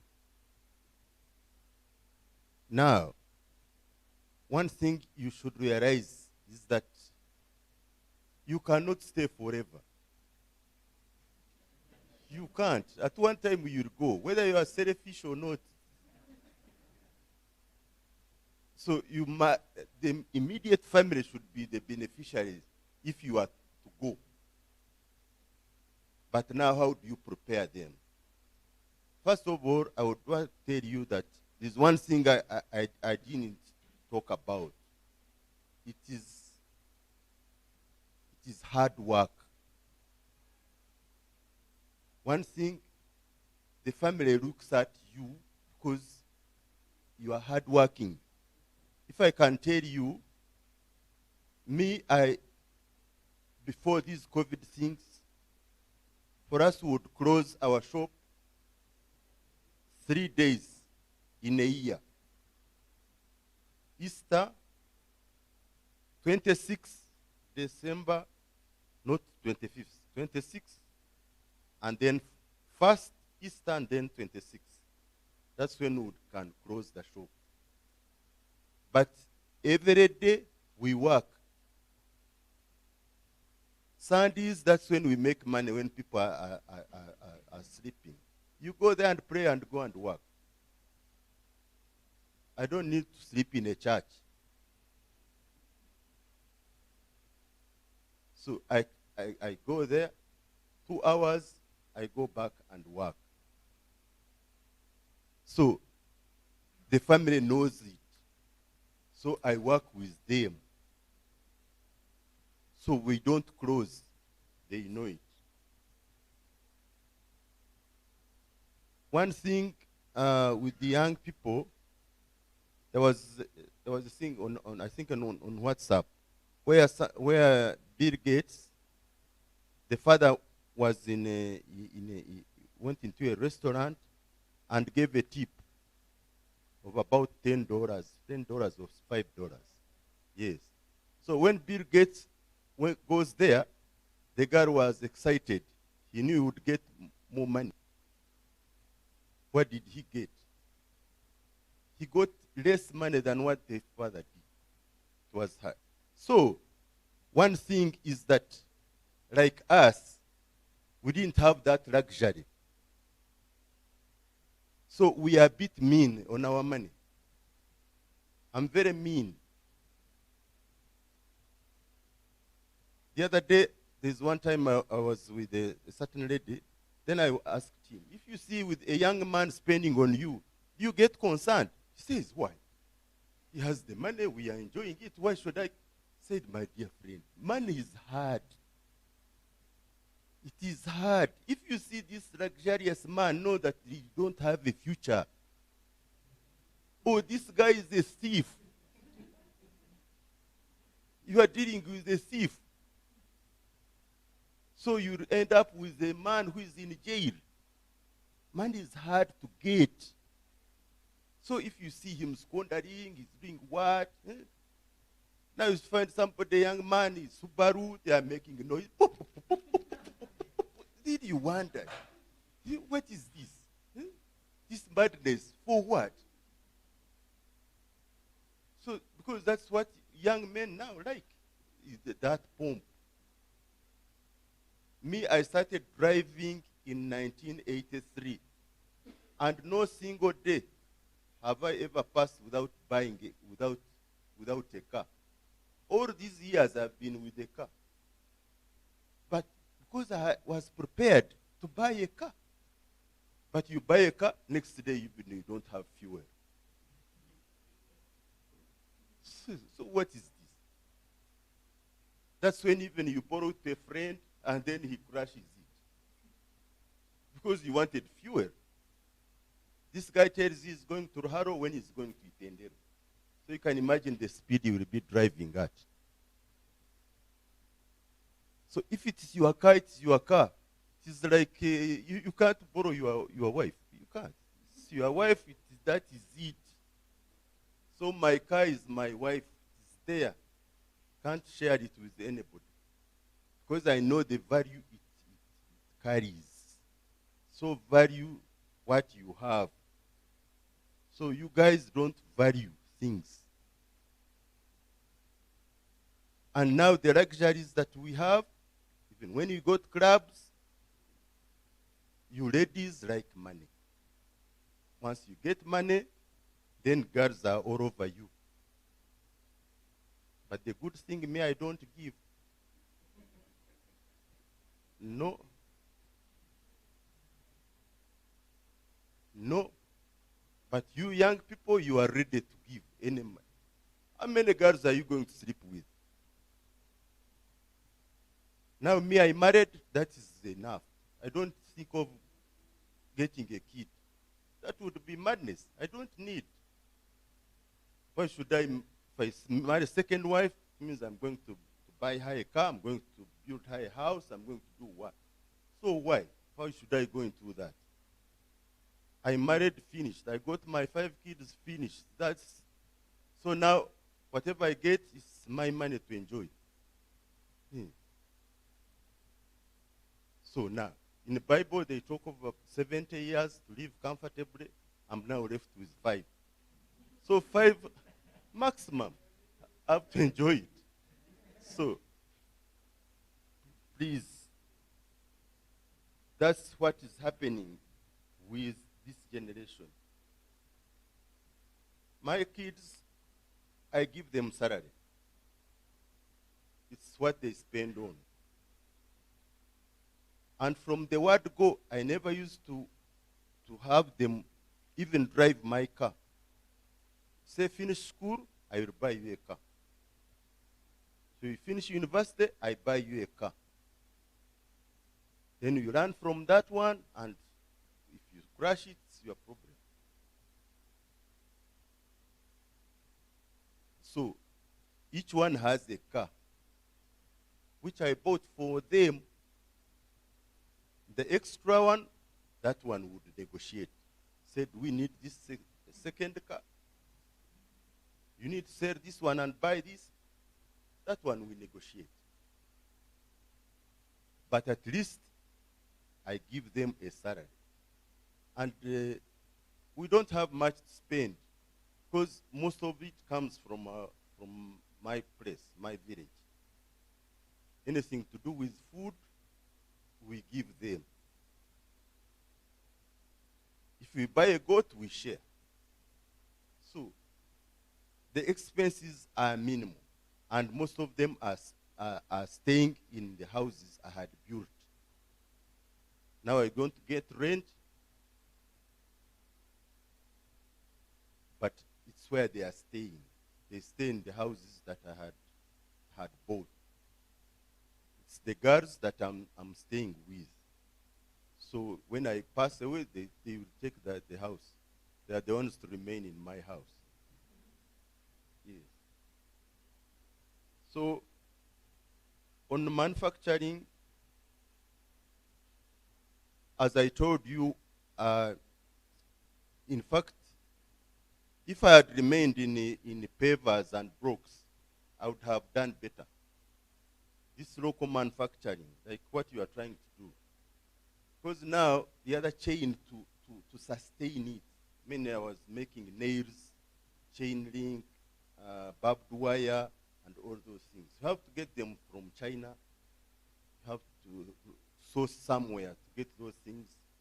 But if you are using local materials, you are better off.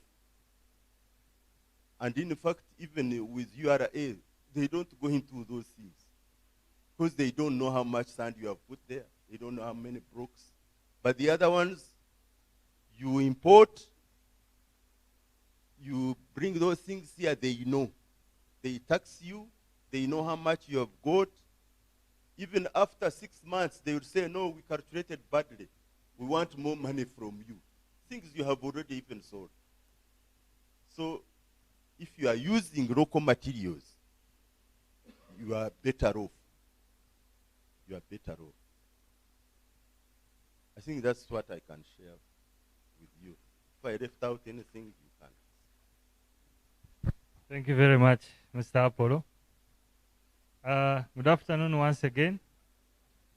I will speak about some of the few questions that have been raised. Someone asked about the key challenges.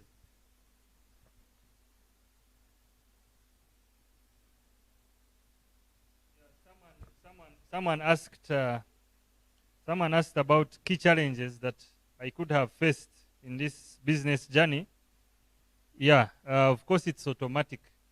There will always be issues. There will always be challenges in any startup, anywhere.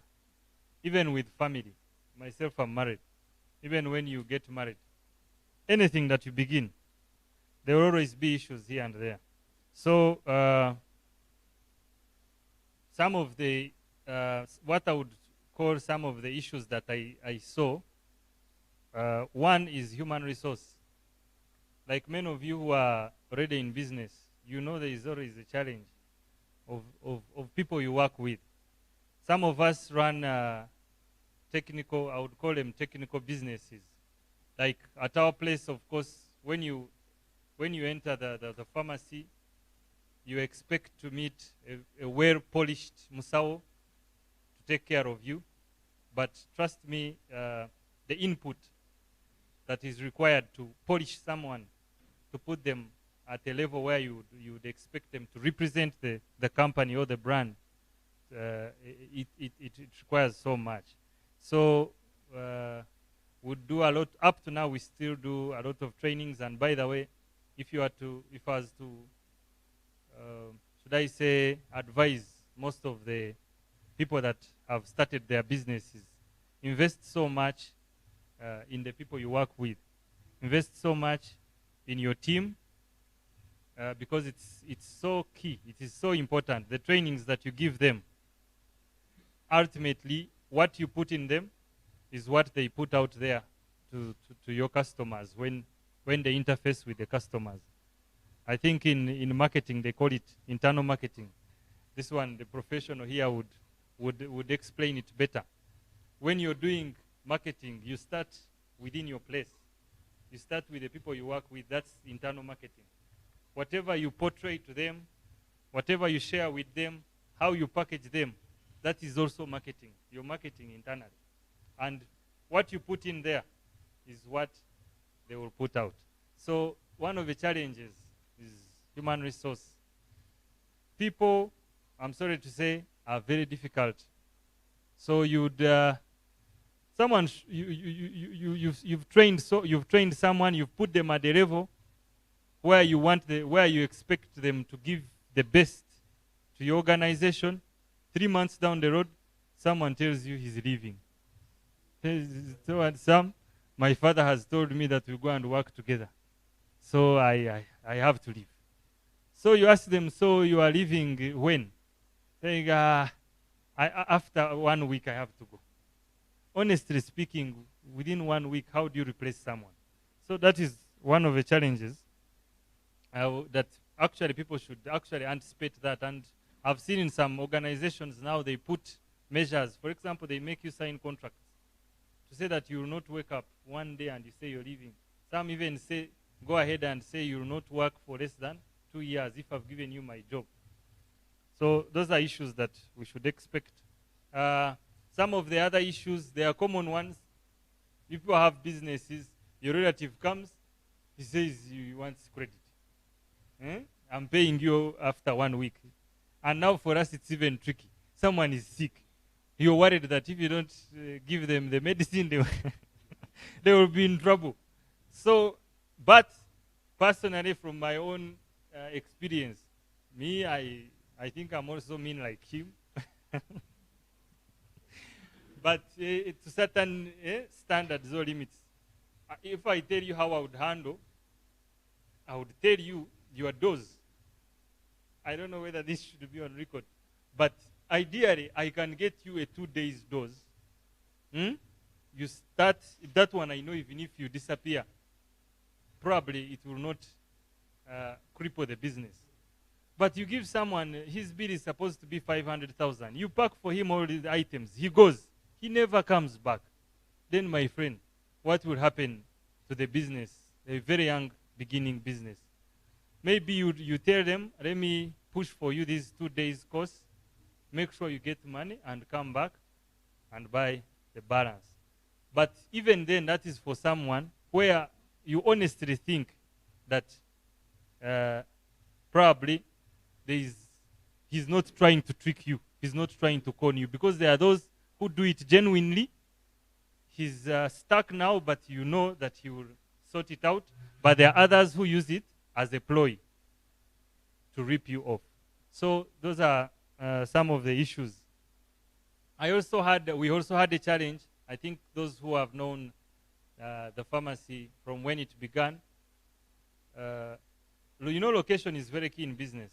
At first, I think we were located inside, so we would miss so much on people who pass by the building where we are located, and they cannot see the business.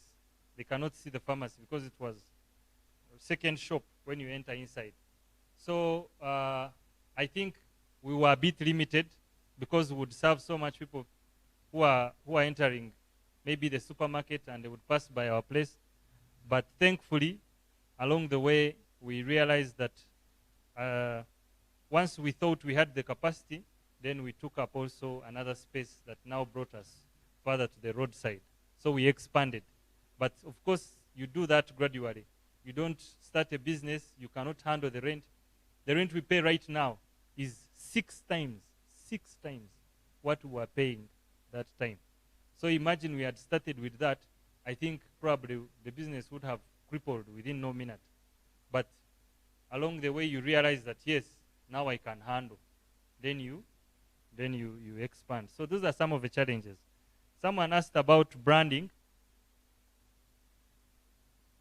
I'm glad that actually people notice that we try to develop or to put out a brand, because like he said, like the person who raised said, it is not very easy to set a brand or to build a brand. It is not, when you enter Barya right now and you say, I need hardware material, probably there will be like 1 or 2 options, but I'm sure in those options, Barya hardware would be there. When you ask for medicine, probably Olive Pharmacy will come to mind. So a brand is very key. Building a brand is, I would call it one way of advertising your business, because a brand represents something, and that's what people will know you for.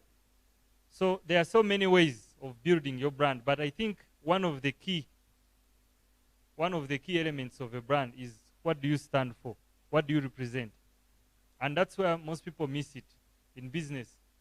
Most people who start business, they like me two things. Someone has a boutique of clothes, he also goes and does that. Someone has his friend has a shop, maybe selling jewelry, does the same. Phones, when you go to high street, almost this. All the shops look the same. I don't know, actually, sometimes I wonder how people, what are the chances that we will go to your shop? Eh? I'm not saying they are not businesses to do, they are, but I would want, maybe like the techno guys, I see they try to brand a little bit. But the most important thing, what do you represent? If it is a boutique, what are you known for? Maybe they will tell you, if you need, should I say, the most original garments, you go to that boutique. When you need shoes that are not, I don't want to use the common saying of Asian products that are not good quality. But if you need shoes that are of good quality, maybe go to Sankara's shop. There you're branding yourself. You've branded yourself as a quality person. So when it comes back to us, I think people know us for a few, should I say, qualities here and there. One of them, I think, is that we tried to stock very good quality medicines from reputable sources. The other is how we handle our customers, that customer care. Presentation, when you enter, you'll always find our people smart.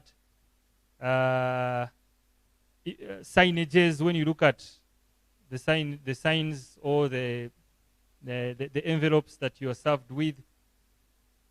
I think the best person that would teach you how, for example, a brand can be would be this gentleman here. But what I would encourage the people out there or you guys who are listening is that whenever you start a business, Mr. Barya said, think so much about it and sleep on it. Do everything. When you're home, think about your business. What are the ways that you can improve it? Brand it, advertise it, and then along the way, people will always appreciate. Someone talked about how, I don't know whether I got the question correct, but I think they were trying to ask how why business is a bit difficult these days. How is it possible for you to move, to be able to sustain your business in these difficult times? I think one thing people need to appreciate is that over the years, business has become much, much more difficult. One of the simple reasons is there are so many players in the market now. For example, boss, how many people are making yogurt? But I'm glad yours is a bit different. So you've branded yourself. Business has become so difficult, and people need to appreciate that. Competition is too much. Previously, when you needed maybe electronic material, electronic gadgets, you needed a phone or you needed a radio or something, I think the most common person was Umoja on High Street. But now, honestly, how many people are there doing what Umoja does? Literally everyone. So we need to know now that we are so many players in the market, yet the customers are not as much. So competition is there. So what will be some of the what would you do, for example, to be able to survive in this very difficult market? All goes back to things like how have you branded yourself? What do you stand for? Huh? How will people differentiate you? If we need a phone, what will make us go to that guy's shop? If we need yogurt, why would we choose your yogurt and leave?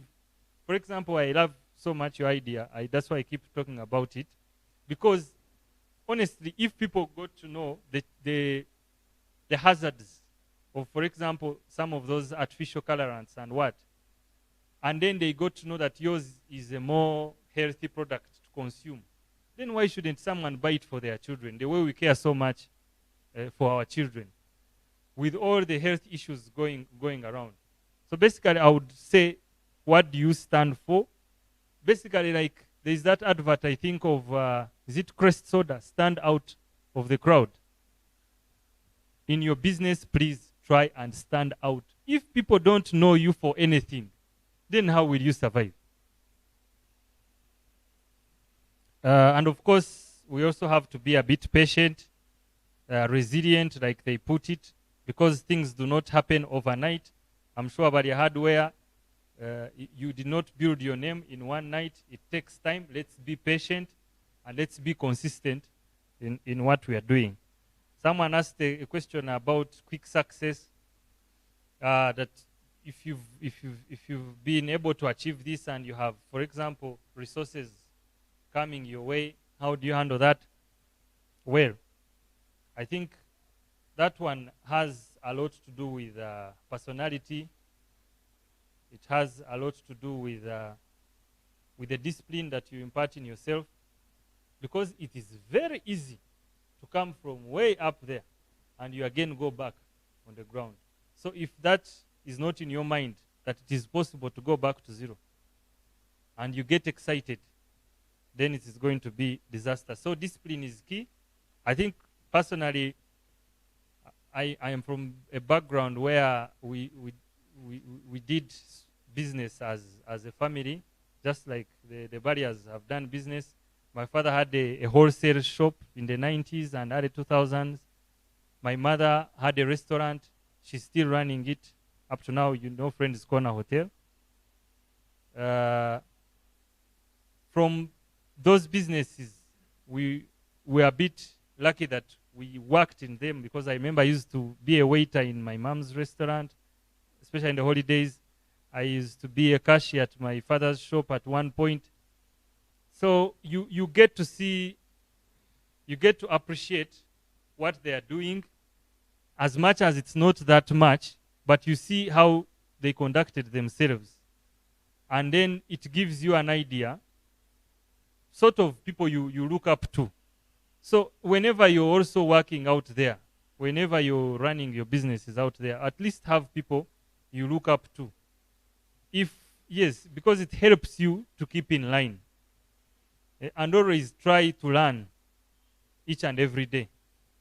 And try not to be excited, especially at our age. I think for him he's right, and he has already told you, for him he has 5 years left. He can chew his money. He can, besides, he has that history of how he made it, so he knows how much to chew and how much to live. So for us who are still young, let us have discipline in ourselves. Lastly, someone talked about putting systems. I think he asked about how do you put systems to manage the business? It's a very important question, and it is one of the key features for any business that is aspiring to be successful.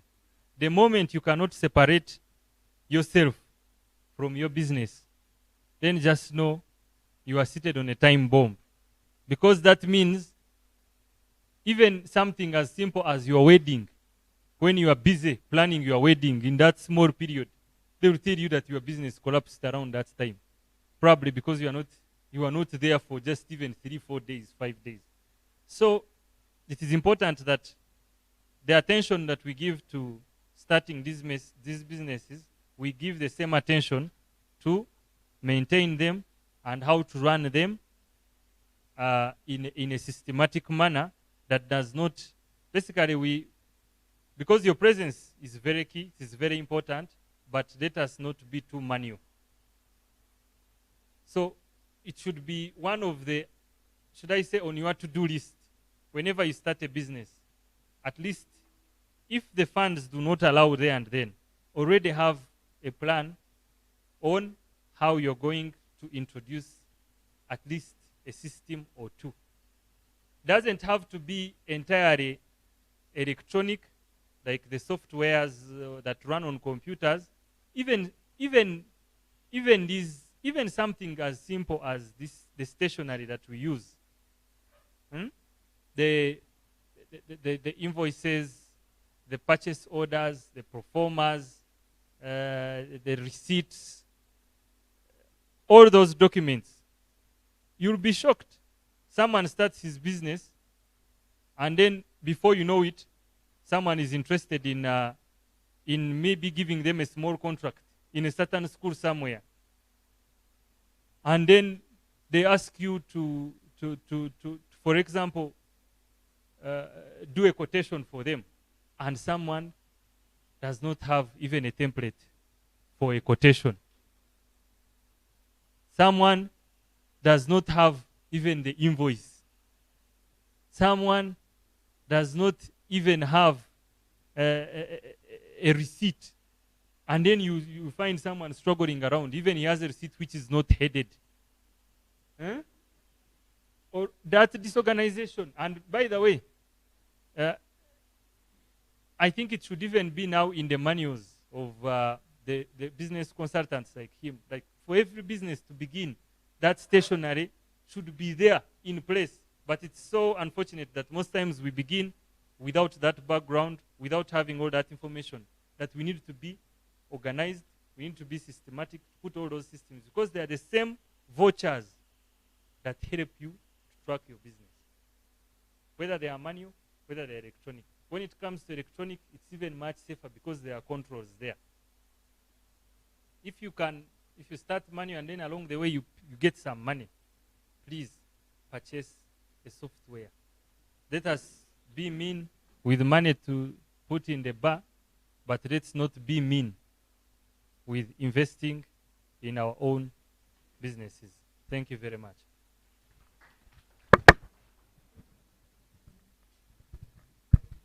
Thank you so much. I think the lessons we are getting here, we deserve to be given transcripts and certificates because we are now all graduating with masters in business administration. Yes. So there is no better way we can get this, if not from experts. Okay.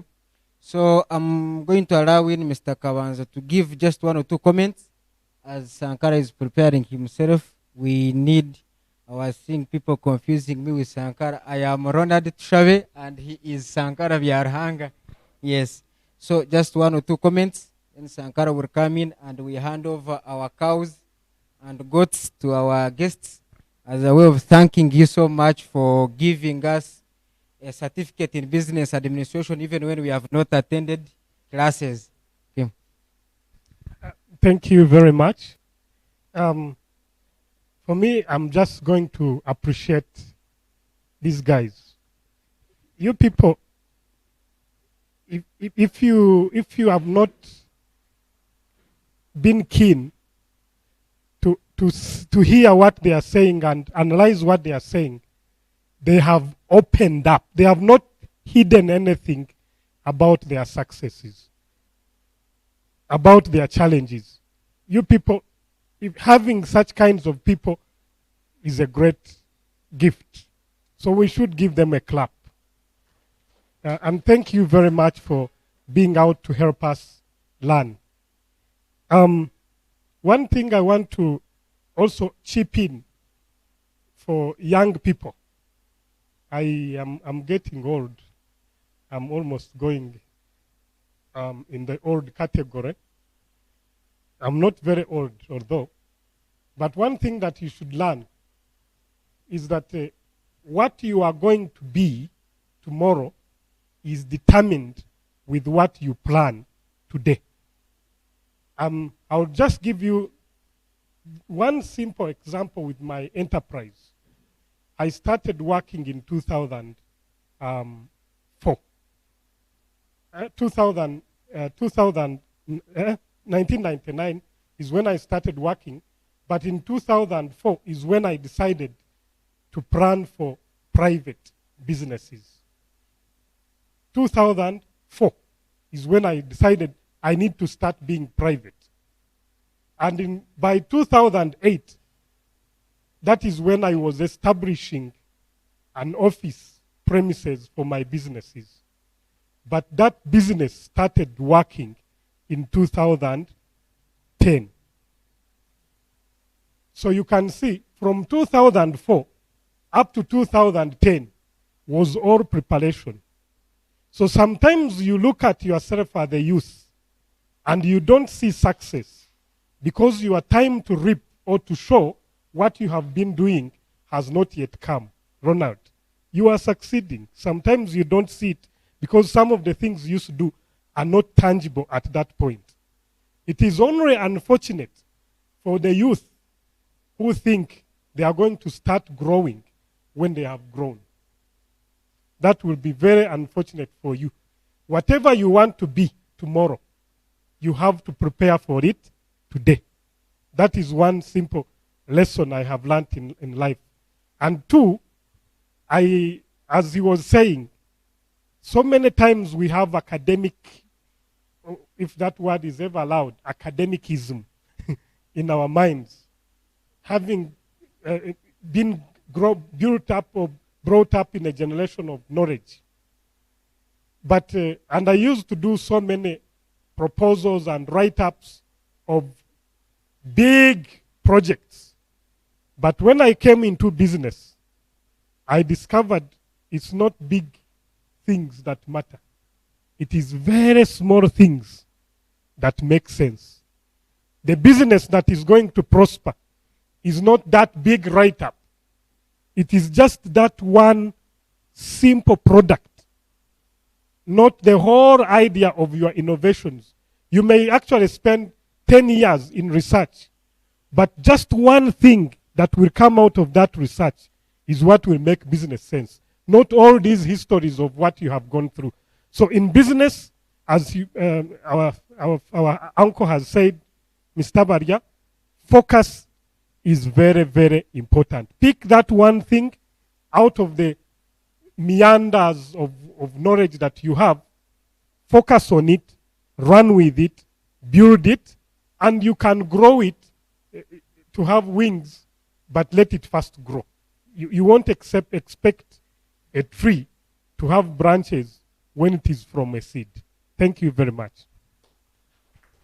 Thank you so much. I think he has summarized everything. We are now going to hand over to Sankara to take us through the next step. But at least I know we have picked a lot.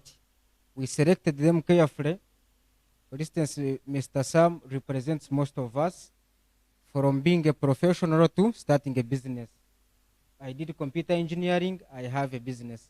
He did pharmacy, he started a business. You get, that's the whole point. Then Mr. Barya was more about how are we going to last longer. So that's why we selected them carefully and we have benefited. That's why I'm saying we deserve a master's degree in business administration. Okay, but you will not get it now. So I hand over to Sankara. Thank you so much for listening. You're going to take us what will come next. Okay, yeah. Thank you very much, Ronnie. Thank you. You who attended. Thank you who has been viewing us live on Facebook and YouTube. Quite a number of comments. I think we will be getting time to go through some of them. But now, Ronnie says we qualify to get master's degree in business management. I want to first have a 2-minute exam with any of you who thinks you learned enough to share what you actually wrote. We want to make these people happy, to make sure they didn't waste their time. I think he's ready. Let's not waste time. Please, let's roll. Strictly 2 minutes. Yes? Thank you so much. I'm Katumba James, an innovator of Fresh Yogurt, and I'll only give you what I considered as my take home. And from Mr. Barya, it was you can't stay forever. And 2, hard work. He can only rest on first, 26th December, and also Easter. Not 25th, but 26th. Also being mean, he's mean when it comes to his property, his finance. And only, especially on money. And also, he started way back. He started driving in 1983. However much he could have money before. Then put value. Value what you have. And also, he's saying he's left with 5 years, so he can enjoy now. And also, he gives the children salary. Because the children, also he pays them. And also, they share expenses. If it is food, they share from the village. And then from Mr. Sam, human resource. Please consider what you input in your human capital. And also, invest much in the business team you have. That is internal marketing. And also the contract signing with your workers so that they don't just go away anytime. And also the other thing is location of your business.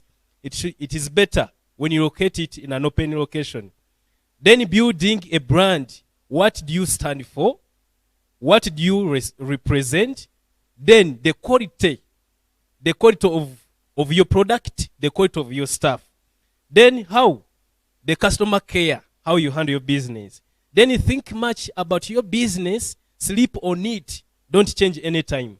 Stand out of the normal. Stand out of the normal.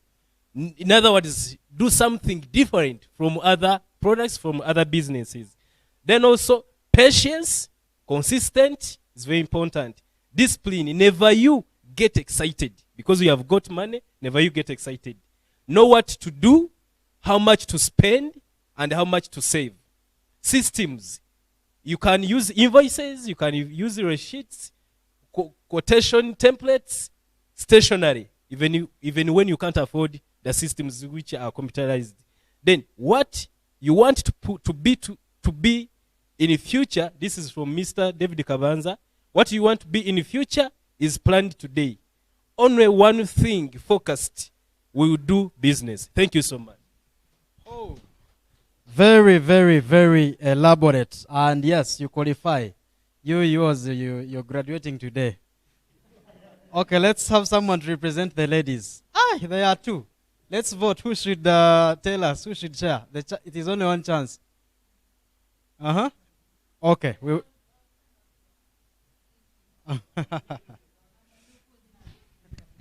Thank you so much. I think I'm not going to repeat everything they've said.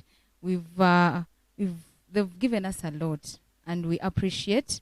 But my take home, I've got two things that I'm going to take home. One, you know, as women, we have an issue of spending a lot.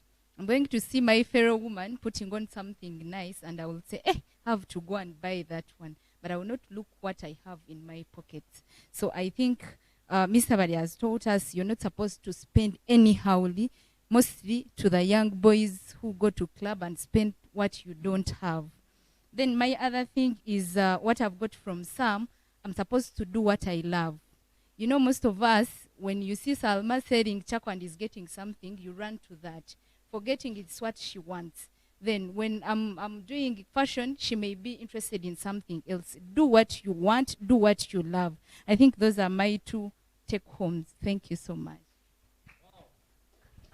Thank you very much. And that is to think that both sides gained.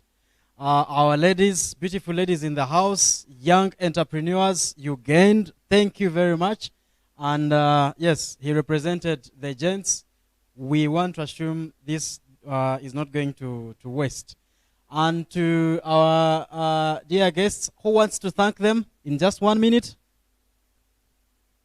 God loves you so much, I see.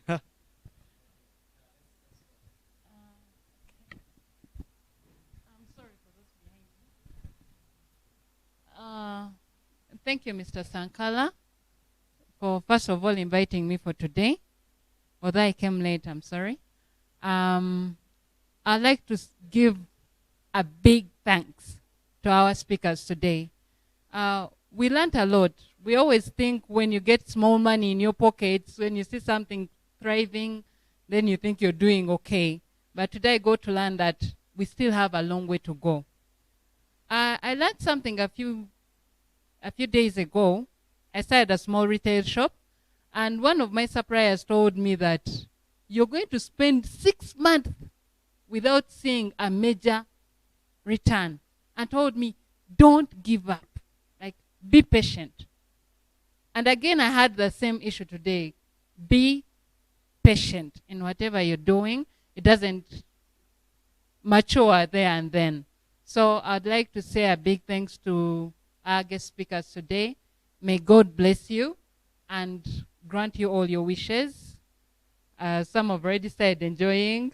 So some I wish also for you to get where Barya is right now. So a big thank you to you, and may God bless you. And whenever you're invited, please endeavor to come. Thank you very much. Thank you very much. There are guys who know how we thank such people. These guys need some money. Let's give them some money. Yes. That's the way we give you some kind of notes and dollars. Wow, thank you very much. I cannot repeat that anymore. It's time now to thank them with cows, yeah? What I don't have is Nkoni, otherwise I would be saying Lahanga Simwe. Now Kent. Yeah, it's okay. But Ronnie, this is the beautiful time. We need to thank the guests with our little cattle that we have. And yes, okay. I will again call some representatives from us, because it is not from AIT, it is from us that are appreciating our guests. So I could have one person to represent the youngest people. Devin, you can come over. I will choose again one person to represent our beautiful ladies in the house. Yes, you can come over. So one lady, at least. Okay. Yeah, she's coming. Yeah. You can come this side. You can stand here. Thank you very much. And one person to represent the business community, by this time of men. Yeah. Yeah, we already have a lady. Yeah. This one is representing the youngest group in the house, the youths. This one representing the ladies. Now I want someone to represent the gentlemen. You're putting on very well. Yeah, you can represent. Exactly. Let's thank these gentlemen. Ronnie, it's your time. Take us through, yes. Yes, thank you so much. We have this cow called Vihogo. Vihogo is coming from Academy for Women Entrepreneurs and Empower Youth in Technology, and we are appreciating Mr. Tumukunde Sam of Olive Farmers for offering a keynote speech about keeping business resilience at Empower Youth in Technology on the 12th day of November 2021. It has words which says, like a circle, the pursuit of excellence has no end. We salute your unwavering commitment to mentoring young people towards growing successful business. Thank you so much. Please kindly allow our cow Vihogo that has come from the two giants, just because we appreciate your work.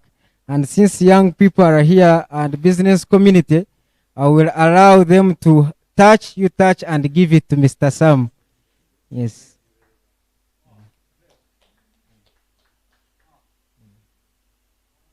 Okay. Thank you. Another cow scored. Who can help me name the cow? This one is Sina. Also coming from Academy for Women Entrepreneurs and Empower Youth in Technology, going to Mr. Aporo. It's actually Mr. Muhumuza Aporo Barya. I didn't know another name, now I know it. Yes, it has same words, but I will still go ahead and read them. We thank you so much for offering a keynote speech about keeping business resilience at Empower Youth in Technology on this day, 12th day of November 2021. Like a circle, the pursuit of excellence has no end. We salute your unwavering commitment to mentoring young people towards growing successful business. Thank you so much, Mr. Aporo. Whenever we call you, please come around. Let me allow young people again and the business representative to hand over Sina to Mr. Aporo Barya. Okay. Please, when you go back and put it in your shop, remember, this is coming from young people and they want one day to be like you. Okay. Then finally, another cow. What's the name? Gazu. Yes. Gazu is also coming from Academy for Women Entrepreneurs and Empower Youth in Technology, going to Mr. David Kabanza. Thank you so much, David, once again. And it has same words for offering a keynote speech about keeping business resilience at Empower Youth in Technology on this 12th day of November 2021. Like a circle, the pursuit of excellence has no end. We salute your unwavering commitment mentoring young people towards growing successful business. And you have been doing it, you keep doing it, and you have not given up. Thank you so much for believing in young people. Please, we appreciate you. Kindly allow this from the young people's representative and the business community. Thank you.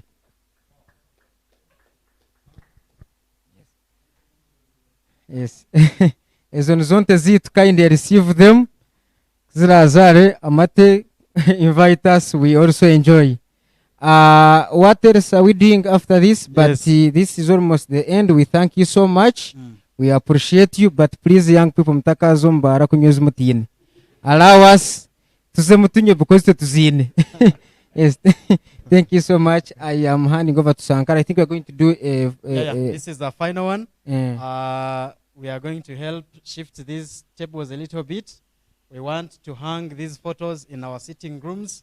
We are going to request our guests to a little bit extend here, but keep seated. Then all of us are going to come and stand behind them. We are going to take a beautiful picture that we are going to remember always. We want you, when we call you here in 2030 to give a keynote speech, you come with that photo and say, this is the day I changed my moments and this is how I got to change. Let's help. Some group can help. We push these tables a little bit.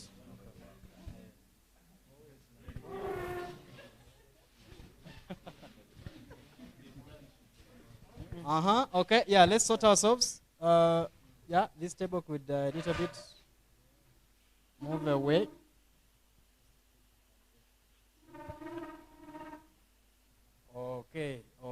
Okay. So you who is viewing us live, oh God, this is some beautiful moment. So we are all going to say a yeet. Yeah? 1, 2, 3, we go. A yeet. No, let's first remove some mask, yeah? Don't worry. It's just for a few seconds. The virus is slow, Yes. 1, 2, 3. A yeet, yeah? Okay.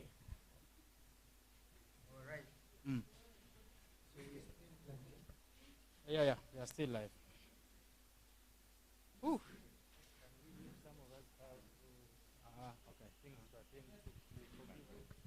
A moment, guys. Just please, Empower Youth in Technology was nominated for some awards. Please kindly vote for us, and also have our young person who runs a business, who runs an innovation called EastCat. It's under university category. Kindly vote for us. We want to win. Thank you. Yes, and also Academy for Women Entrepreneurs in Uganda has released another call today.